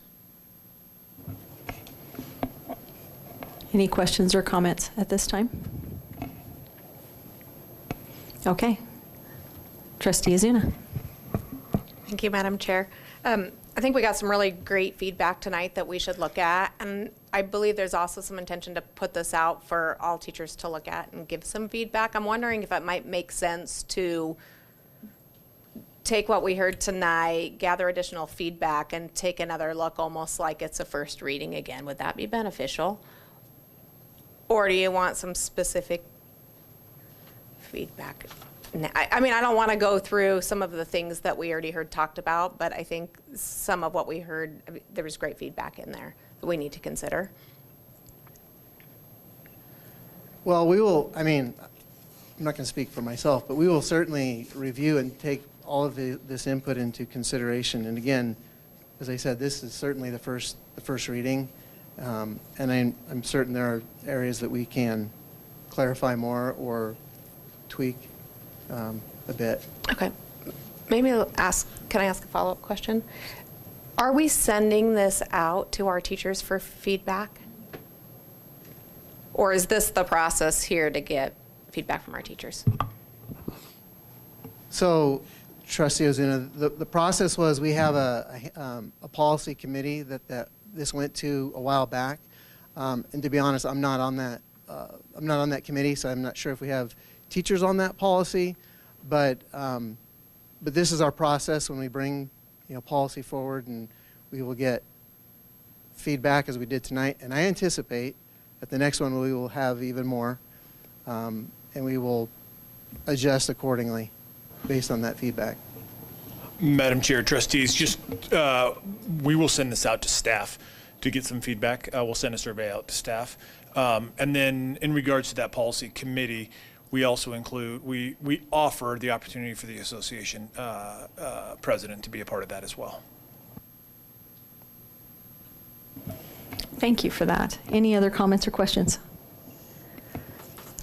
Thank you so much. You got called on, I'm guessing, last minute, so thank you for filling in. It was my pleasure. Yes, Thank you. I'm sure. Thank you. All right. Okay, we are now to our Zone 4 trustee vacancy interviews. All right. We're going to, pardon me? Oh, I'm sorry. No, go ahead. Oh, okay, no problem. We have several questions, 5 actually, that have been compiled by the trustees up here. Everyone submitted questions, and I had the opportunity to go through those and chose 5 of them that we're going to ask this evening. Each of you will have 3 minutes to formulate your answer and share with us your thoughts on those. We'll just go back and forth. Those questions, I understand, should be in front of you. Is that right? Yes, you have them, and then we're also going to put them up here, which I think they're there. Yes, so that everybody can see them. And I'll go ahead and read them to you when we go through each of you answering those questions. So we'll start with Mr. Benetti, because you're on my right. All right. What do you envision being both your short-term and long-term impact to the board and West Ada School District? Thank you. Short term, hopefully nothing. I mean, the first thing that you do when you join an organization is you need to listen and you need to learn. And when you come into an environment, that is obviously the first priority. So to the extent that you can contribute, of course, you do whatever you can in those circumstances. But short term, in an ideal situation, it would be 0. Long term, it's really about the vision that I put in my written, which is my 3 priorities, which are managing growth, increasing and retaining our talent, and then increasing trust in the district. And so my vision is that for the length of the term, if selected, and then beyond, as I would intend to run for election, would be to help support all 3 of those, and that in that long-term vision, if successful on those priorities and contributing to the success of every trustee and trustees to come, that we would make significant progress in all those 3 issues. And then, of course, with the greater goal in mind, to have whatever is in the best interest of the kids. Because at the end of the day, that's my highest order. It's all about the kids. So those are the 3 priorities that I would have. In the long term, we can't anticipate what the needs are going to be in 15, 10 years. We do know that the growth will be there. We do know that we have an issue with making sure that we can attract and retain our talent, and then, of course, make sure that the trust in the district is as high as it possibly can be. And so those are the 3 priorities I have in service of our ultimate goal. And if successful, then our kids will benefit. And so that's my focus. Thank you. Mr. Ehrlich. Same question. What do you envision being both your short-term and long-term impact to the board and West Ada School District? Well, David hit it right on the head when he said do nothing right away except earn your trust and become a part of this team.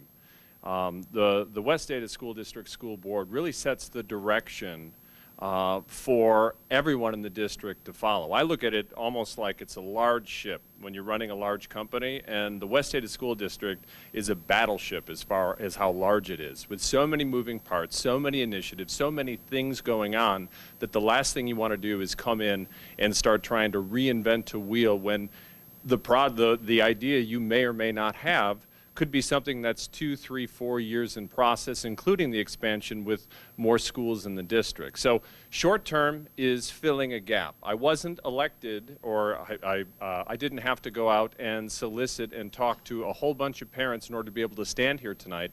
I turned in a job application, and with that application, I have a history from being a journalist of being a really good listener, and I feel like that's something that Zone 4 really needs.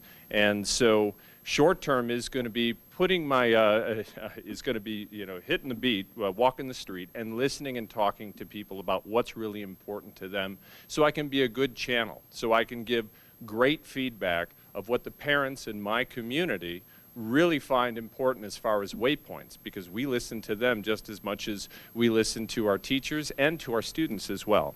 So that's the short term. If you're a basketball team, you've got a vacancy. I've got a pretty good track record, and I think I can hit a couple slam dunks if you give me an assist. And as you work on things, you can look at me as a teammate. When there are things that maybe you don't have time to explore, I know that this onboarding process is going to be an enormous undertaking. The reason that the seats are 4 years is because your first 6 months to a year is just getting up to speed. As far as long-term for the school district, first I have to get an idea of where exactly the whole district is heading. Yes, children are our North Star. And I'm thinking back to North Star. The North Star actually is 3 stars put together. And I kind of look at that as how this works. It's the students, it's the administration and teachers, and it's the parents. And so long-term, I would look to open up more robust lines of communications with parents so that we have a better understanding in the future and a better left-right lateral on where we're sailing this ship. Thank you. All right, our second question. Mr. Benetti, are there any policies or programs you feel could be implemented to improve student outcomes that West Ada is not already doing? So the direct answer to that as an innovator is yes, there's always things that you can improve all the time. And the ones that you don't know about are the ones that are potentially the biggest impact, right? Because if we could see the future and know what they are, well, heck, we'd probably already be doing them. So I think that to a large degree, what we see here in West Ada with innovative programs like our magnet schools, like our schools of choice, like our STEM schools, like our as we heard today, the Fine Arts Academy and Renaissance High School, the CTE program. I mean, there's some extraordinary, amazing things happening here in West Ada, and doing so in a very, very efficient manner. But I do think that to the extent that we can think creatively out of the box to solve a problem starts with listening. As in one case that I had at my own daughter's middle school, we had a situation where the principal was looking for some additional paid staff to be able to help manage the school supervision. So when you have lunch, you have to have teachers or some person to actually monitor the hallways. And so we were trying to find a way to make that happen. We said, okay, why don't we actually just create a volunteer program? And the volunteer program is basically premised on give the teachers their lunch back, give them their prep time back, because they were using their lunch and their prep time in the hallway supervision, which is required if necessary, because you do have to have supervision. We said, okay, well, how about if we bring some parents in to actually do that? And so we did that. We set up the technology, and we actually went out and recruited our volunteers. And within literally a couple of weeks, we had a volunteer for every single slot for the remainder of the year. And every teacher at that school got their lunch back or their prep time back. And that directly impacts student outcomes, right? Because again, at the end, it's all about the kids. And so to the extent that parents were able to help that, we're thinking creatively out of the box, I think is useful. And something that just came to mind today as I was listening to all of this testimony, and this really impactful testimony, is, well, what if we could have a situation where potentially you could create some IT support where people could set up what would be called effectively a casual carpool? So that if there's some parents that are taking back home and to and from their home schools of origin, that perhaps they could take another student with them if they have the ability. And I know that parents would be willing to volunteer that. So, I haven't thought it out, obviously, fully, because I just thought about it as I was sitting here, but that creative problem solving where maybe we can take advantage of some technology, maybe we can take advantage of volunteers and parents or other students and combine them together to potentially solve this problem that maybe not makes everybody happy, but at least reduces their pain to the maximum extent possible. And if we can accomplish things like that, thinking out of the box, well then, again, ultimately our students benefit because it's how we have to be thinking about it. It's all about the kids. Thank you, Mr. Ehrlich. Same question, are there any policies or programs you feel could be implemented to improve student outcomes that West Ada is not already doing? So with the policies and programs that I feel that could be improved, to be honest, I haven't spent enough time diving really, really deep to see the policies and the programs and what the intended long-term results are going to be. This goes back to question number one is when you get into a new company or a new team. I can't tell you how many times I've hired somebody new that they come in and after 3 days they're like, hey, why don't we do things this way? And you have to stop and say, hey, we do things this way. This is the reason why. Your idea is great, but guess what? We tried that, and these were the results, and this is why we're not doing that. So to come in and try to steer policy or programs, not something that I'm going to jump in, especially when this is for about a year and a half until the next election cycle comes up for the actual seat.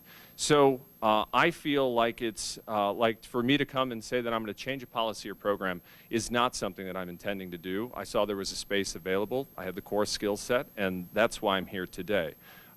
David is absolutely right. Your idea about the carpooling is brilliant, and that's what you get when you have two entrepreneurs stepping into a seat like this. We both see ways to add value, to find efficiencies, and to make things run smoother. But coming in today to say some grand scope or scheme of things to do, I don't have anything concrete on that. What I can say is that as far as policy and programs go, the Proposity, I think, is wonderful for what it does for students. And I think that same idea can be flipped outward into the community because there are lots of people in the Treasure Valley that would love to become engaged more with the school and see areas where they can step in. And that's where a better communication or a new communication program or outreach to get in touch with those businesses, with those people who aren't maybe necessarily connected every day dropping off children at school, but understand that our children are our most precious commodity and they're also our most valuable resource. Because if we do our job well, we'll be bringing them back into this community to add to the betterment of it. The other thing that I would say is the outreach. I really feel that by listening and talking to people more and inviting them more in for more conversations, that we can improve the student outcomes. And the only thing I'll say, because I have 20 seconds left, is I understand, and this is a nationwide issue with the effects of COVID-19. That we know statistically and empirically that our students are behind, and I'm not sure what we're proactively doing to get ahead of students that may be a year or two behind in their academic studies. I'm going to have you stay up there, Mr. Ehrlich. I'll ask you this time first. All right, so question number 3 is, what is a school board trustee's role and responsibility, and how does that differ from the role of the superintendent and administration? Sure. The role and responsibility, it's really a unique one because you're a citizen and you're also at the highest point, if this was a company, at the highest point of the organization. You really are setting the waypoint, setting the budget, setting the policies for the school. And how does it differ from superintendent or administration? Well, the board sets the waypoint, but none of us are experts in running schools. We have great ideas. We know what the community wants. We know the direction we're going. We know how we're finding the revenue for it and how we're deploying it. But at the end of the day, none of us could get in and step in and do Dr. Bubb's job. He's the professional at that. So when I look at that, really Dr. Bubb is the chief executive officer, the way I look at it from a corporate background, of the school. So it's his idea. When we say, go here, he's going to go, okay, How are we going to get there? How much fuel do we have? And he's going to turn down and talk to his entire, the way I look at it, is C-suite, his entire, the chief financial officer, communications, all of that. And they're going to come up with the specific parts to the plan while Superintendent Bubb oversees it on the day-to-day basis and shepherds it to its deliverables, ultimately to be handed back to the board to say, look, you told me to sail over here, we got there. So that's how I look at the roles and responsibilities.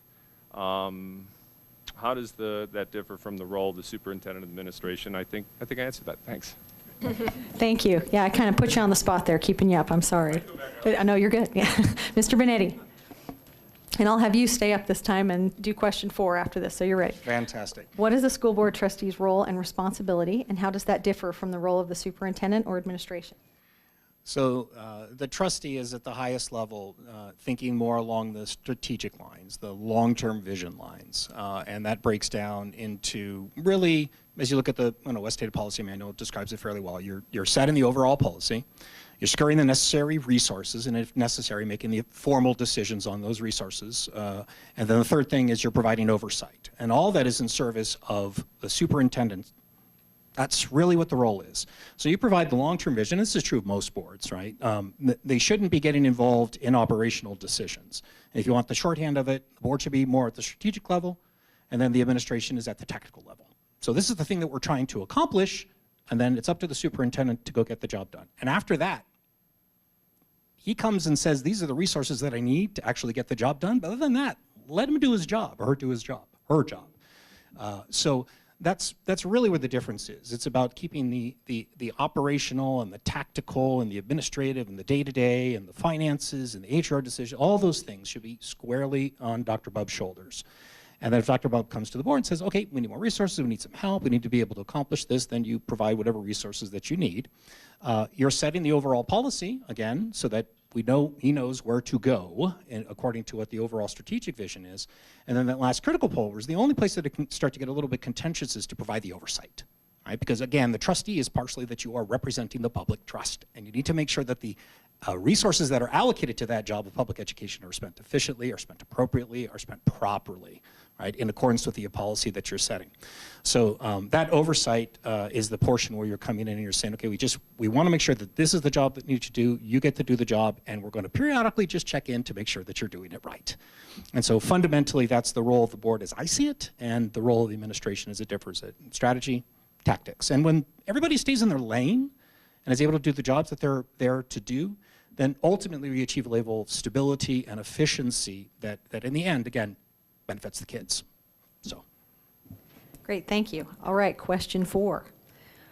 With funding issues, how does the school board balance the need to provide a quality education with the need to respond to the local taxpayer burden? Yeah, so this question is actually interesting because to a certain degree, the school board trustees don't actually. So the majority of the funding obviously comes from the state, right? And so we do have some portion of it that's local levies, and of course any indenture that we do through bonds are also representing the taxpayers. And ultimately the board has to put those for public consideration, but the taxpayers themselves are the ones who actually make the decision on it, right? So I think that the way that ties into the overall board responsibility is that you have to stay focused on that oversight piece.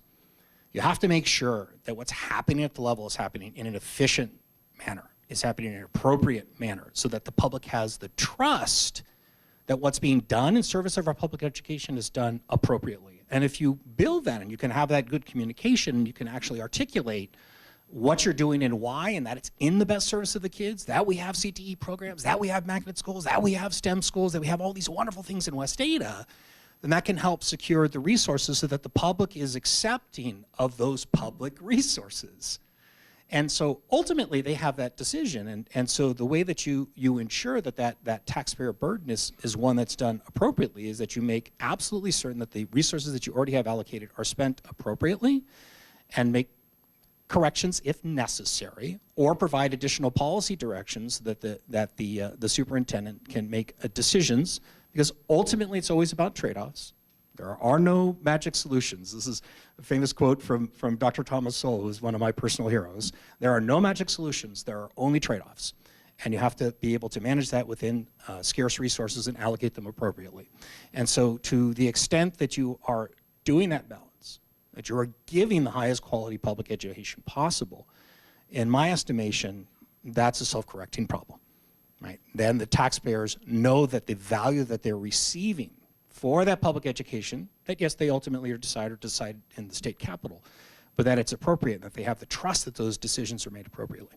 So that's really when it comes down to funding, doing that job. And if you do it right, and the public has the trust in the public education and are willing to support it, then ultimately our kids benefit. And that's what it's about.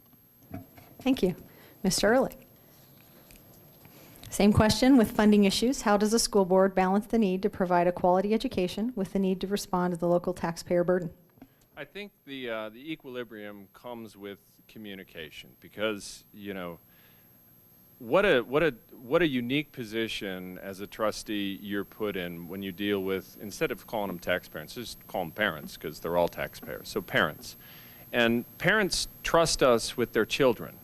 They're choosing to send them to West Ada schools. So on one hand, the parents are choosing to send them to these schools because they always have the option to homeschool or do something different, but they're choosing to send them to our schools so they believe in the quality of the education and also with the facilities as well. And balanced with that, so you're entrusted with the lives of parents' children, we also, through different ways, have the ability to take money out of their pocket. And yes, they do get to vote on some, but at the end of the day, it's a balance between those two poles. And I think you get there with such a great level of openness and communication. Really, if you're able to sit down and talk, not under Robert's rules, but if you're able to find a place to sit down and talk with parents and say, these are the reasons why we feel we need to raise your taxpayer burden, or we're going to ask for some more money, but these are the things we're going to do with it, and this is the long-term benefit, this is the long-term outcome that we as the board have been working on and putting together along with the staff and the administration, and we're all geared up to make X happen. There's a lot of schools that need to be built, and at the same time, when we talk about a taxpayer burden, you have parents dealing with inflation, high gas prices. I mean, you name it, there's a lot of financial pressures put on many, many people in the valley. And at the end of the day, I think most parents would skip a meal to make sure that their children are educated better. I really do. I know that I would. So at the end of the day, it's really about communication. It's really about getting in front of, as trustees or as how I would handle Zone 4, is talking face-to-face, town halls, to be able to communicate these things. Because you know what? When you get the parents behind you, when they see the value of their taxpayer dollars that are being used prudently and are achieving the results that we set as a waypoint, you've got your biggest fan club, and they'll be happy to be taxed just a little bit more if you've lived up to what you said you were going to do before. Thank you. And question 5, I can't remember where I left off now. Mr. Ehrlich, yes, I was thinking that was it, and then it's okay, that was on me. I don't know how to end this. I was so mesmerized by everything you've said, I forgot. All right, can you support a board decision that you are not in favor of, and how would you manage this in communication with the community, particularly with those community members that share your opinion?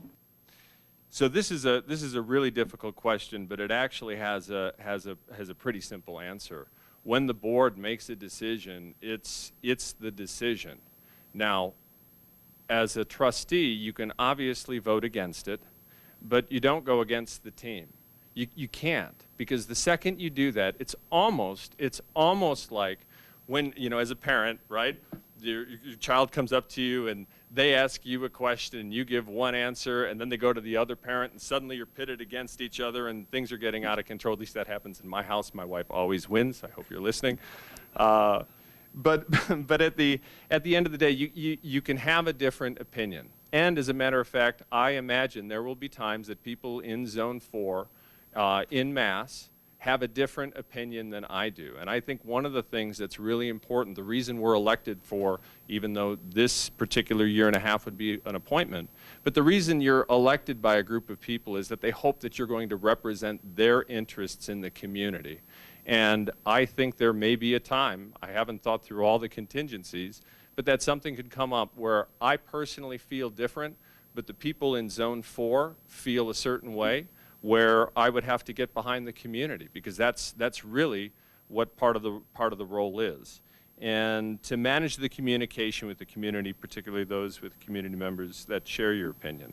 One of the things that one of the things I've done professionally is I've done a lot of fundraising. And in order to do that, you have to get in front of people and you have to get people behind you. In my last career, I put on the world's largest workout. And that never would have, for a charity, and that never ever would have happened without the buy-in of the community members. And while some of the community members maybe didn't see the, because of their activation, we were able to successfully do that. And that's part of the communication. It was for an ALS charity. And ALS was not like the charity of choice that was going on, but people got excited about the change that they could make, and they got behind it. And I think that's the same thing when it comes to a decision, and when it comes to making those decisions, whether you're in favor of. I've lost myself a little bit, but I would like to say at the end of the day that I can get behind a board decision that I don't agree with. I've had lots of times in my own company where we've had to make decisions that I wasn't in favor of, but once the decision is made, that's how you roll forward, and you continue to listen for feedback. Thank you. Thank you so much. Mr. Benetti. Last question, can you support a board decision that you are not in favor of? And how would you manage this in your communication with the community, particularly with those community members that share your opinion? So the most direct answer is yes. And it's because I believe strongly that good people can disagree on important issues. And the place to have that discussion is during discussion. But once the decision is made, then I feel that it's extremely important that you abide by the Code of Ethics, Policy 201.1, subsection 4 and 5, which say directly that this is the thing that you are supposed to do as a trustee.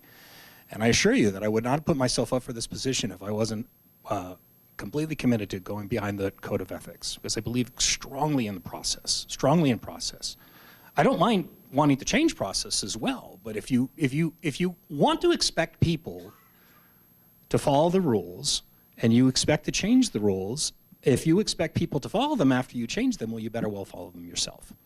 And so I believe very strongly in that, and so absolutely. And when it comes to the issue of communication, it's both on the people that you agree with, but I think it's also more important to the people with whom you disagree, because that gives you the opportunity to learn. If you listen and learn, then you can learn something that you didn't know before, a different perspective, maybe a blind spot that you had never considered before that point. And so when you're communicating, as a trustee for the code, you cannot speak on behalf of any board decision as an individual trustee, but you can listen without limit. And so I think that just the fact that you're willing to take the time and listen just relaxes people so much, even if at the end you choose to have a difference of opinion and you walk away. If you're genuine in that, and you genuinely are taking that in and saying, yes, this is something that I'm hearing you, this is my feedback, you get some additional feedback, you say, I've really heard you out, but I'm going to stick to what I believe my principles are. That's totally fine. And who knows, you may also change your mind. But all those things happen when you're willing to listen and you're willing to learn. And so, that for me is the most important part. I like to actually say, if you don't have anything bad to say, don't say anything at all. Because if you're just going to get people that have, say, good things and tend to be sycophantic, then there's nothing that you can learn. There's nothing that you can grow. There's no way that you can improve yourself without being willing to take all of that negative information, process it, guide it against the knowledge that you have, the discussions that you have, measure it against your principles, and then make a decision. So if in the end of the day that decision isn't contrary to what the board makes, then yes, it's in the code of ethics, and that is something that absolutely would follow. And to the extent that we're able to accomplish that and work within that framework, then again, I think ultimately the kids are the ones who benefit. Thanks. Thank you very much. I want to ask the board, do you want to take a short recess? Yeah, let's take maybe a 10-minute recess just to think here for a moment. We will reconvene. Okay, it's lots of minutes. Let's reconvene at 8 o'clock. How about that? It's a 12-minute recess. All right.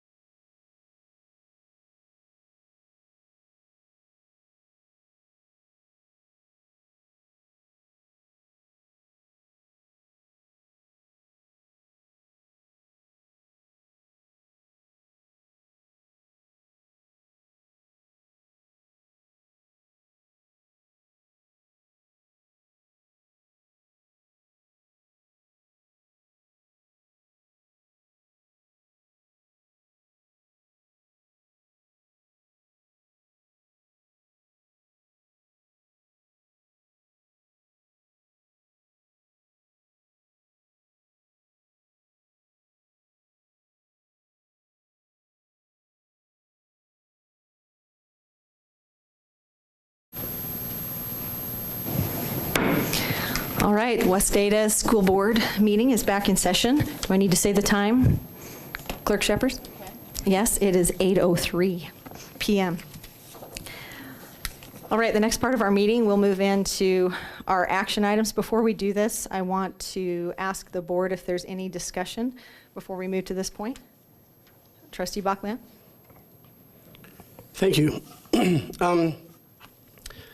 So before we move to those next action items, I just had a few thoughts that I wanted to share. In just a few moments, the board, excuse me, the board will likely nominate one of the candidates here today to fill the vacancy in Zone 4. In the weeks leading up to today's board meeting, my fellow board members and I have received much communication about both candidates. Regardless of whom the board selects to fill the vacancy, when the choice is eventually made, there will inevitably be those within the district whose preferred candidate was not chosen. I'd like to share a few thoughts about this. As of this moment, I do not know how the other board members will vote. I only know how I intend to vote.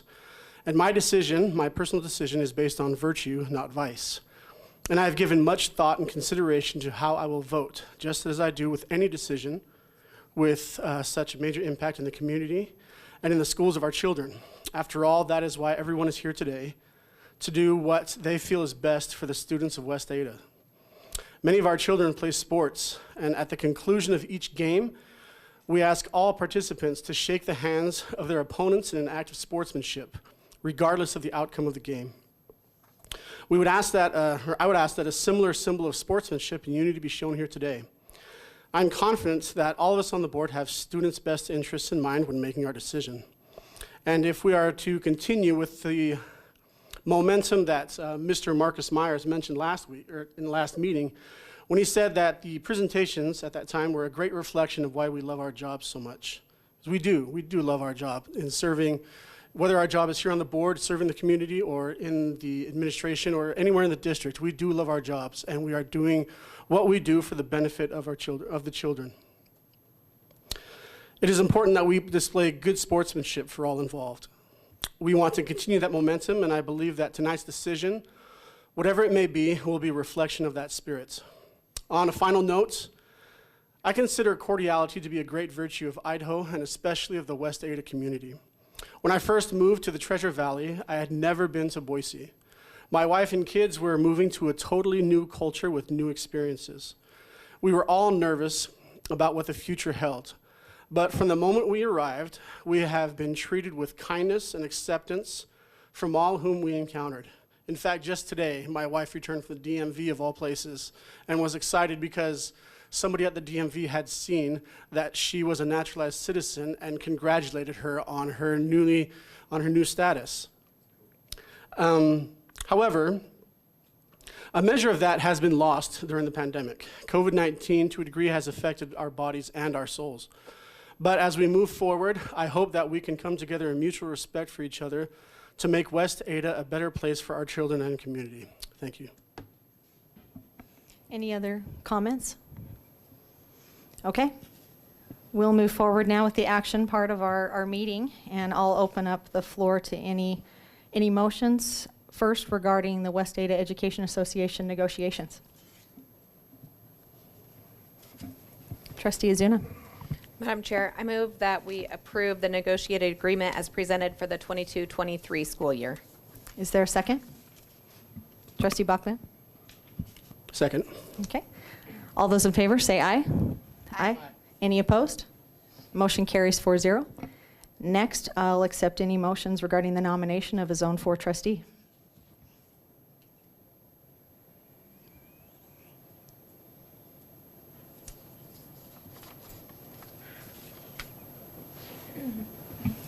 Trustee Redford.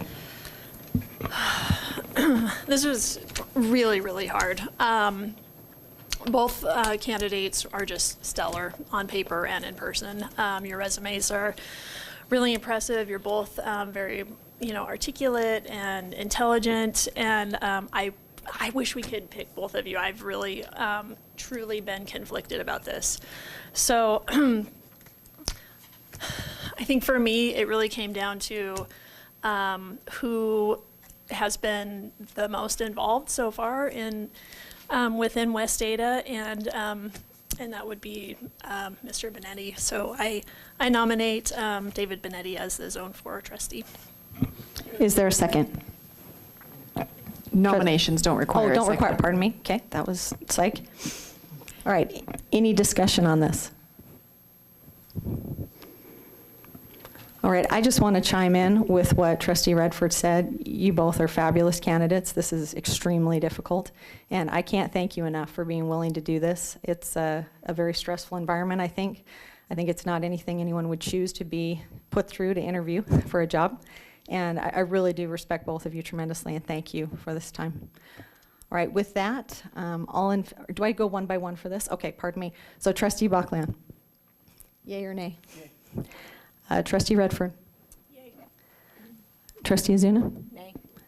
And the chair votes aye. So the motion carries 3-1. Thank you both again. Really appreciate it.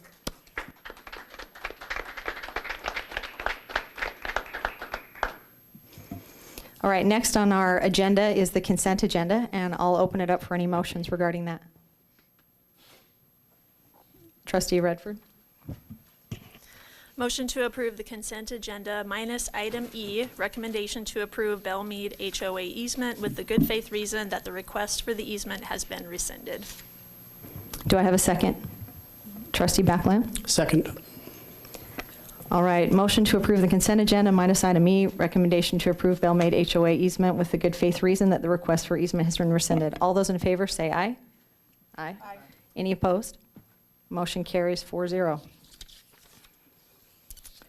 All right, next on the agenda is a work session. That'll be a presentation by Jonathan Gillen, our Chief Operations Officer. Once again, we are very excited to hear about the budget. I woke up today again and thought, it's budget day. So take it away. I love it. That is awesome. I'm going to do this away from the microphone. Yes. Well, good evening, Chair, Trustees, Dr. Bubb. So a couple weeks ago, we talked about revenues. And so I told you that I was going to come back and we were going to spend some time talking about expenditures tonight. So I'm going to try to walk through that. You're going to see the same basic setup with the slides. And there's a couple reasons for that. So you don't have the luxury that I have of living this every day. I get to see these numbers all the time. When I'm not sleeping, I get to recalculate them in the middle of the night. So I walk through these all day long. And so part of the design was really for you to be able to kind of get used to seeing some of those same numbers again. And you're going to see some of them. You're going to see the revenue metrics. You're going to see me kind of talk about those. And then we're really going to focus tonight on what expenditures are going to look like for the district. So the agenda tonight, we're going to do another Budget 101. We're going to talk about what expenditures look like. We're going to talk about some assumptions across our expenditures. So across every fund, kind of some things that you should anticipate seeing as you work through this. Then we're going to dig in the general fund expenditure specifically. We're going to talk about special revenue funds, and remember we're learning those terms, right? So those special revenue funds, those are specific as to purpose, right? So there'll be a test by the third one, so just be prepared. We're going to talk about debt funds, capital, and stimulus funding. And then really what I want you to know tonight is we're going to talk about expenditures at, I won't say the 10,000 foot level, we're going to get a little deeper. We're going to go to 7,500. And then probably Wednesday, my goal was tomorrow, but we're going to say Wednesday, and this way I make sure I meet it. You are going to get what is called, I'm going to call it a budget pamphlet, because the budget book we give you every year is a couple hundred pages, and I don't want to scare you. So we're going to give you a budget pamphlet. I messed with synonyms last night and felt like that felt better. It's 40 pages long. That will walk through expenditures at the 1,000 foot level, by function, by fund. And so you're going to get an opportunity to get that, another chance to kind of look at stuff as we prep for the 13th board meeting. All right, so Budget 101, expenditures. Fund identifiers are going to be the same. So we're going to use some of the same terms we've already talked about. We're going to use the general fund. Remember, that's our operating fund. We're going to talk about special revenue funds and really what those mean. Member special purpose, specific as to purpose. In this case, we're going to talk about specific as to purpose for the expenditure side. We're going to talk about capital, right? Those are the things where we do facility maintenance and construction. We're going to talk about debt expenditures. That's where we pay down debt. And then we'll finish with some stimulus funding. The budget will balance. So that's going to be something you're going to see throughout. It's particularly more prevalent when you see it with the special revenue funds, just because the amounts are a little smaller, right? So it's a specific revenue stream. It's kind of one revenue stream coming in and a set of expenditures going out. So you'll see revenues and expenses will match all throughout. Teach us some governmental accounting terms. We're going to talk about beginning fund balance and ending fund balance. And so really what fund balance is your savings account. That's an easy way to think about it. Beginning fund balance, that's what the savings you started with to start the year. And your ending fund balance is where you think you're going to end the year. That's going to be in your checking account. It's not specifically cash, but often that's kind of an easy way to think about it. It's just like how we manage our budget at home. You're going to have a savings account. And so you, in governmental accounting, you actually budget your savings as spending, and then you also budget what you expect at the end as an expenditure. So this way you can make sure you meet that. And then we're going to talk a little bit about unspent dollars and what happens with those. In particular, in a couple of our funds, there is the potential for unspent dollars. If you remember when I talked about the budget, it really is just a plan. So right now, we're building a plan for what we think it's going to look like next year in June. And so how we're going to end the year. So 13 months away. And so on an actual basis, we'll have some unspent dollars. And even in some of our funds, we're going to plan to have some unspent dollars. That's going to roll down in the ending fund balance, so you'll kind of see that as we work through the budget. I kind of wanted to give you a picture of what a typical expenditure fund is going to look like. And the reason why I did that is because we're not going to walk through every single fund and talk about every single expense, because we would be here a while, right? And so we're going to talk and we're going to walk through the funds at a little higher level. But when you take a look at the fund structure, you're going to see that roughly 85% of our fund, of a typical fund, we're going to spend on salaries and benefits. And that's pretty prevalent outside of our capital funds, outside of a debt fund. You're going to see a whole lot of that. In this case, you're going to see around 14% of purchase services or supplies and materials.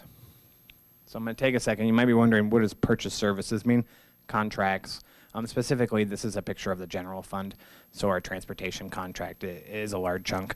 You'll often see that flip between what the fund structure is and what it does. So in some cases, you'll see purchase services higher. In other places, you might see supplies higher. But just know that that percentage as a whole stays relatively consistent. And then you got some transfers, and you got a little bit of equipment in the general fund. You'll see that flip, as you would anticipate when we get into capital areas. You're going to see a lot more equipment in capital construction, a whole lot less in the way of salaries. All right, so oh man, see, I'm getting so excited. We just busted right through the assumptions. All right, so expenditure assumptions. So these are some district-wide assumptions that we're going to make. When we take a look, as we start to work through, in particular, when you look through that budget pamphlet, but also we'll talk a little bit tonight, you're going to see some increases in salaries and benefits. We received a 7% increase on the revenue side, if you remember, for salary-based apportionment for our classified and admin.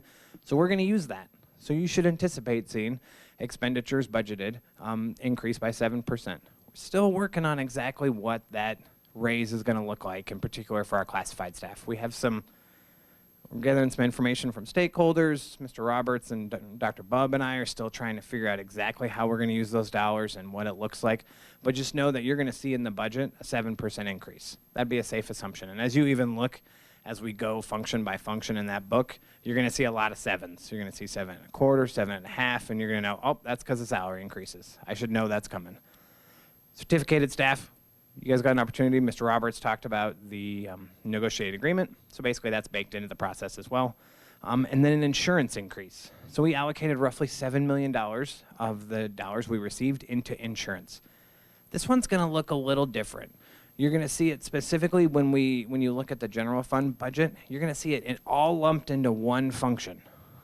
And so when you get the book, you'll actually see it won't be spread out across the budget. And that's really because we're not exactly sure where all the expenses are going to go yet, right? And so what we're going to do is we're going to put it in one place so we can budget for it, so we make sure it's been captured. And then what often happens as we do this is as the year starts, we'll look at a way to allocate those costs. And so that usually happens in September and October for us. You're going to hear about general fund allocations, right? I talked a little about some special revenue funds that didn't have enough money in them because of those salary increases. And so you're going to see about $400,000 that's coming back into the general fund. Additional capital associated with lottery. I'll talk a little bit about lottery funds, We don't have a breakdown yet of everything we're going to do with that additional money, but I'm going to talk a little bit about the process we're going through, which I think is just as important as we look to identify the needs.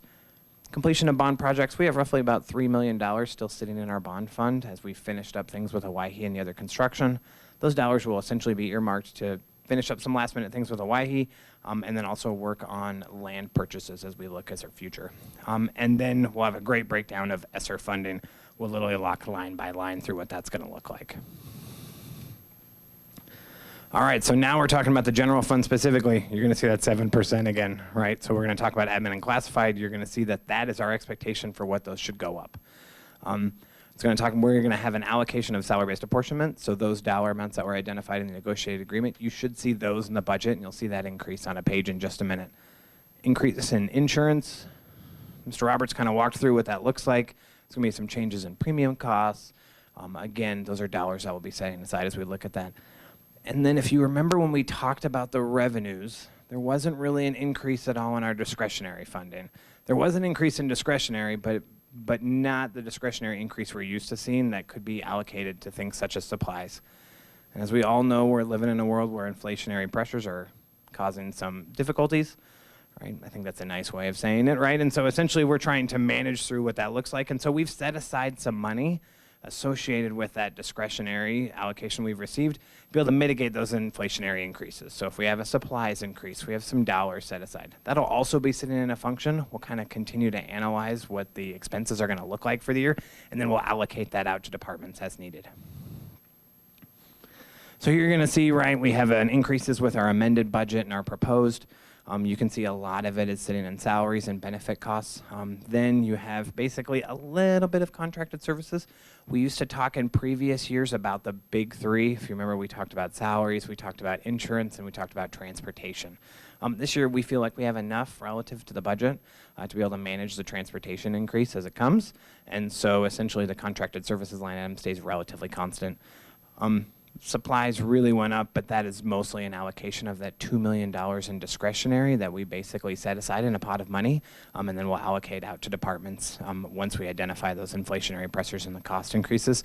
And then the other change was really just a change in transfers out. And so that's really accounting for how we manage and shift costs around. And really what you'll see in the amended budget, I'm getting a little bit ahead of myself, but we'll actually talk about this next meeting as we walk through the 21-22 amended budget.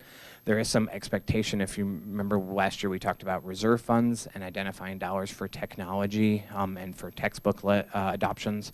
And so we've identified some dollars that we anticipate will be available, and so I want to be able to have the board be able to look through that process and understand what the transfer looks like. And so that's why you see the amended basically going up, and then you see the proposed coming back down. I don't have that expectation for next year as of yet that we'll have those dollars available. And so when they do become available, if that happens, then you'll see an adjustment to the budget next year. All right, so special fund revenues. So if you remember, these are specific as to purpose. So we're going to start to walk through what these look like. Again, in our charter school facilities area, they're going to generate some increases with dollars. The expectation of those increases is that really I talked about unspent funds. That's what's going to happen with these dollars. They haven't identified any projects as of yet that they need. The facility needs are fine from their perspective. So as of right now, we're essentially going to receive those dollars and they're going to roll into ending fund balance. So it's going to roll into their savings account, and they're going to be able to hold those dollars and be able to use them if a need arose either during the year, but probably we're talking about facility changes even in the following fiscal year, so 23-24. That's not unusual. Usually what will happen is they'll receive these dollars in, they'll receive the funding associated with it, and then it'll be held. And then when they decide to do a major facility change, maybe they decide to redo flooring or they replace a roof, again, not super exciting things, but essentially then those dollars will be utilized and they'll be eaten up as part of that process. College and career advisors. This is right at about 13.5 FTE in this fund. So again, I talked about there was going to be a reduction of roughly 2,300. This is the work that our college and career advisors do with our secondary schools. This is one of those funds where essentially right now we'll be looking to shift about a little bit of the cost, it's like $100,000, on over to the general fund. And so the general fund will basically, as part of this process of that $400,000, they'll start to pick up a little bit of these costs, but otherwise we're going to be able to maintain our current FTE as stated. Content and curriculum. So if you remember on the revenue side, we're not going to receive anything. So it makes the expenditures relatively easy to budget with this process, right? There aren't any. So what happens is those costs associated with what we did a lot with technology for curricular resources. And so those expenses have already really shifted in the general fund this year. So they're already 21, 22. We have anticipated those costs because they didn't receive this funding this year. So we've already started to shift those costs over. And so in 22, 23, they're going to hang out in the general fund just like they have been. And so those were dollars. It was roughly $145,000, $150,000 we received after year. So it offset licensure, software license costs. And essentially now those have already been incorporated into the general fund budget. Gifted and talented is the same kind of way. In 21, 22, we didn't receive anything. And so we've already made that switch. So last year when we gave this presentation, I actually talked about, hey, we were used to getting money and now we don't. And so we had to go through that year of shifting the budget. Now we're in the process of we're used to actually not receiving money and the budget's already shifted. And so the general fund has already incorporated those costs. It was $96,000, $97,000. Sometimes it was $98,000 every year that we would get. And so a lot of these costs for identification of GT students and the associated professional development has basically already been incorporated into the GT budget in the general fund. IT staffing. Originally we received actually double what we receive now. And so it was roughly in the neighborhood of $600,000 to $750,000. Right now we're looking at $414,000. It is an increase year over year, so we're excited about that. This is utilized specifically to handle IT staffing, so specifically to support our IT and our infrastructure. There's approximately $175,000 in costs, again part of that $400,000 that we've talked about, that's going to be shifted into the general fund. And so those costs, we've already lived that again this year. So when I talk about the budget and I say not a lot has changed, really it hasn't. It's kind of a status quo budget outside of the salary increases. And so we've already kind of embedded those costs in the general fund. There's already an expectation that those costs will need to be managed and maintained in the general fund. So now we're just continuing that process. So again, those costs are anticipated to be shifted. When it was fully funded, it was covering around 12 FTE. Now it's in the neighborhood of 6 to 7. Leadership premiums, Mr. Roberts talked about this a little bit. We project to receive roughly $2.2 million this year, so this fund is a little different. This is one of those funds where right now we're getting money, and now we're in the transition period. So right now what's going to happen is we're receiving dollars for this year, and next year we'll be receiving zero as part of the increase associated with the insurance. So how are we going to handle that? So we do have a little bit of fund balance. Remember I talked about fund balance, that's our savings account that we have in the fund. We have roughly about $750,000, $775,000, and we'll use those for some targeted leadership premiums, and then we're going to have to manage through the next year. So we've been starting to communicate that, hey, things are changing. What does that look like for 23, 24? Well, Mr. Myers and I will be working on that, and that'll be part of the budget discussion that we'll have next year as we kind of look at, okay, now we've transitioned, we've utilized our fund balance. We're essentially in a world without leadership premiums, and so what does that look like for our instructional staff going forward? Literacy. So again, I talked a little bit about the fact that this one has changed. And so, projected funding, we're going to receive $8.3 million, and it's a $6.1 million increase year over year. So a great opportunity for the district to be able to do some things. The increase in state funding as a whole was actually, if I've done my math right, it was roughly 63%, and you'll notice that our increase was in the neighborhood of 70. So we actually benefited from the state funding increase at a larger rate than just the state allocation was. And partially it's because we do so well on the literacy and the calculation and what it impacts. So with those extra dollars, we're going to be able to do a couple of different things. We're going to be able to handle the costs associated with full-day kindergarten. If you remember, that was part of the motivation and desire of the change in literacy funding, so we'll be able to manage through that. It doesn't pay for all of it, but that's okay. We've budgeted and planned for that, so we have some expectation and some dollars set aside in the general fund. But it actually helped offset as a whole the overall kindergarten costs, and so it was beneficial from that aspect. And then we're still going to allocate dollars to literacy for grades 1 through 3.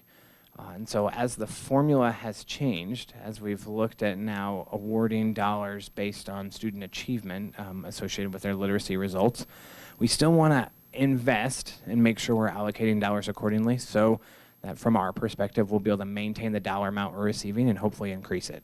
And so you're going to still see not only dollars allocated for kindergarten, but you're going to see dollars allocated for 1 through 3 in K as well. Math and science. This is about $471,000. This is money that comes directly into the general fund. It's basically designed to offset math and science instruction. That is a $14,000 increase. Those costs roll right into the general fund. So when you think about what do we do with that $471,000, 85% of it goes for salaries and benefits. And roughly 14% of it goes for supplies and purchase services, and you got a little bit left over at the end. So again, much like that picture that I shared about expenditures. Professional development, this is one of those ones that's already changed, so we've incorporated that change already. So we'll receive about $5,600 more. Again, this is a 40% reduction from pre-COVID levels.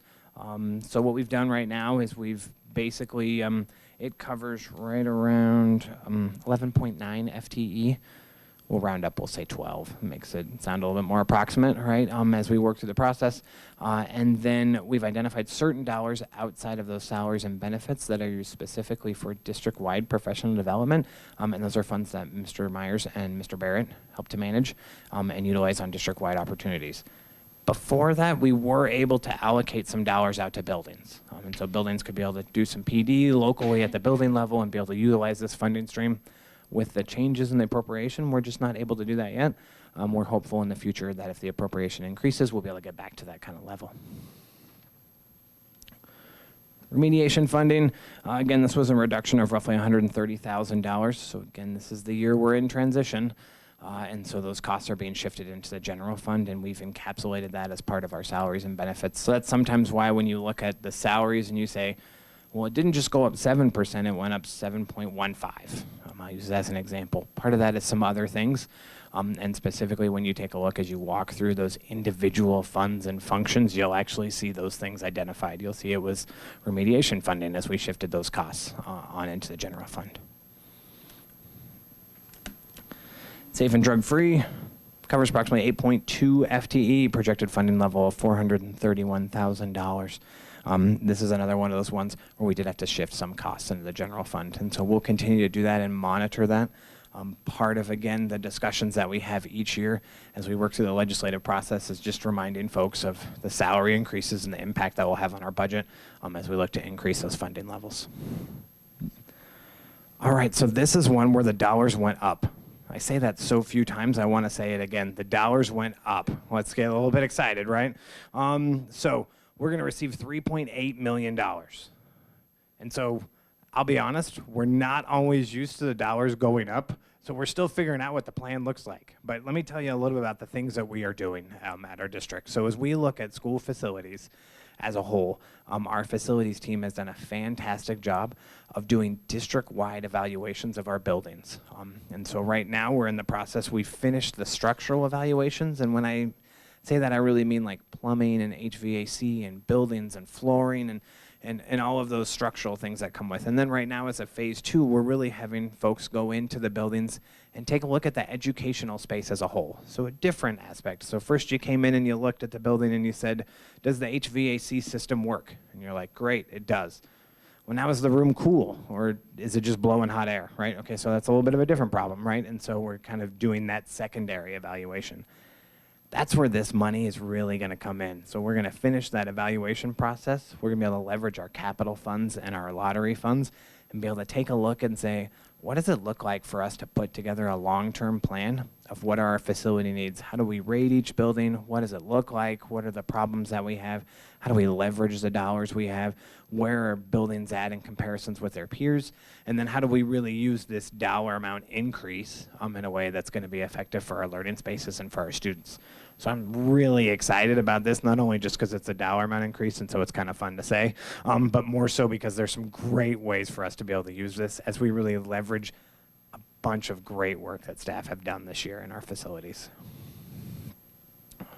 All right, now we're back to technology. The dollar amount went up roughly $150,000. Again, this is down from what pre-COVID levels were. We were sitting around 4.2 before that. This one funding is essentially utilized for IT technology. It was used a lot for end user devices. With COVID, we received ECF funding. There were some other funding streams that allowed us to purchase some of those end user devices and not leverage this fund. So we have been able to shift some of those needs to more infrastructure and routers and servers and supplies. And so that's been a help. We'll continue to kind of monitor this. If you remember, last year we did a reserve set aside. We put some transfers out and we set aside some dollars because we know that that technology hit is coming. We know that switching to end user devices is roughly a $15 million cost when they all break. And so we're starting to set aside dollars as a district to be able to do that. So we'll talk about that in a couple weeks. We'll talk about what the amended budget's going to look like for 21-22. And then we continue to use these dollars, this $2.58 million, to try to help us work towards that, knowing that that cost is coming. Other federal funds, I gave you the update on Title 2 weeks ago. This is the revenue streams. I wanted to talk a little bit about the expenses. If you remember, Title is going to go down. There's going to be a reduction in funding. These numbers are relatively firm. I'll tell you they will change. Allocations usually change throughout the process. So for the next couple of months, we'll receive some slight changes, but overall, this is what we're going to receive. Breakdown, these are the dollars that we spend on Title. You're going to see a whole lot of the same kind of thing, right? 85% goes into salary and benefits. You're going to see some supplies. We have been able to do some equipment purchases and other things because we've had some carryover. During COVID, we obviously had some savings that generated just from the fact that students weren't always in buildings. We've utilized some of that funding to purchase some educational technology. And in particular, that's happened in Title I. On Title II, that's used for professional development. Those funds will continue to be utilized for that purpose. To give you some perspective, we run around 54 FTE out of Title I, 8.2 out of Title II, 2 out of Title III, it's a much smaller fund, and then 7 out of Title IV, and those are mostly for our community schools. And so you can kind of see a breakdown of how we're planning on utilizing the dollars next year. Again, a lot of them are going to follow that expectation. A substantial chunk of it is going to be in salary and benefit costs as we look for our staff. IDEA funding. So it seems like it always happens that right after I give the PowerPoint to Nikki, the state says, hey, I've adjusted your allocation. So take a look at the numbers. And I'm always like, oh, what do I do? Do I go in? Do I change it? So I didn't change it this time. The numbers are a little better than this. So that's really good news. So what we'll do is we'll go through and we'll adjust them as part of the budget process. We'll probably do that as a budget amendment just internally in September and October, because that's usually when the numbers get finalized. So we've got some very preliminary numbers. Instead of a 2% increase, we're probably talking 2.25%, 2.5%, but it will be dollars that we'll be able to put towards IDEA programs. Again, when we talk about the IDEA funding, remember we're going to receive these increases. A lot of it, almost all of it, is going to go to staff to reduce caseloads and maximize our funding. And then just don't forget the stimulus funding that is going down. That's one-time dollars. So we'll be utilizing it this time. We'll be utilizing it next year. And then as we work through that, we'll have to look at how we incorporate those costs back into the general fund. So support the efforts of special services, so additional instructional staff, SLPs, BIs, paraprofessionals, contracted services, and of course, purchasing of supplies and equipment. Debt service funding. Right now, we're planning for we've budgeted for $40 million in expenditures. Again, if you remember in the debt service fund, really nothing happens till we do that L2 form. So we generate some numbers, right? We prepare the budget based on expectations, but really that one is a wholly separate budget process. And that will happen in early August. You'll get to see me come back up again. We'll talk about taxes and tax forms and how we levy dollars. We'll walk through that process. That'll be our tax certification 101, we'll call it.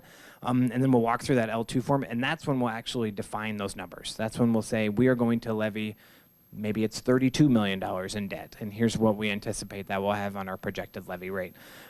Again, these dollars for the debt service funding are specifically utilized to pay down debt, and that's debt that's all been approved by taxpayers. So previously, either through the initial bonding or if we've done a refinance to try to save taxpayers money.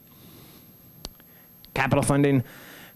You're going to see roughly $16 million in that capital fund. I should have put the dollar amount on here. I got so excited for the list of stuff that we were doing this summer. You're not going to see any personnel costs in that. You're going to see facility construction. You're going to see equipment. So some things that we're doing, we're working on the Meridian Middle School cafeteria. That's going to work. That's going to continue. You're going to see that one next year too, just because supply chains are meaning that project's going to take a little longer than we thought.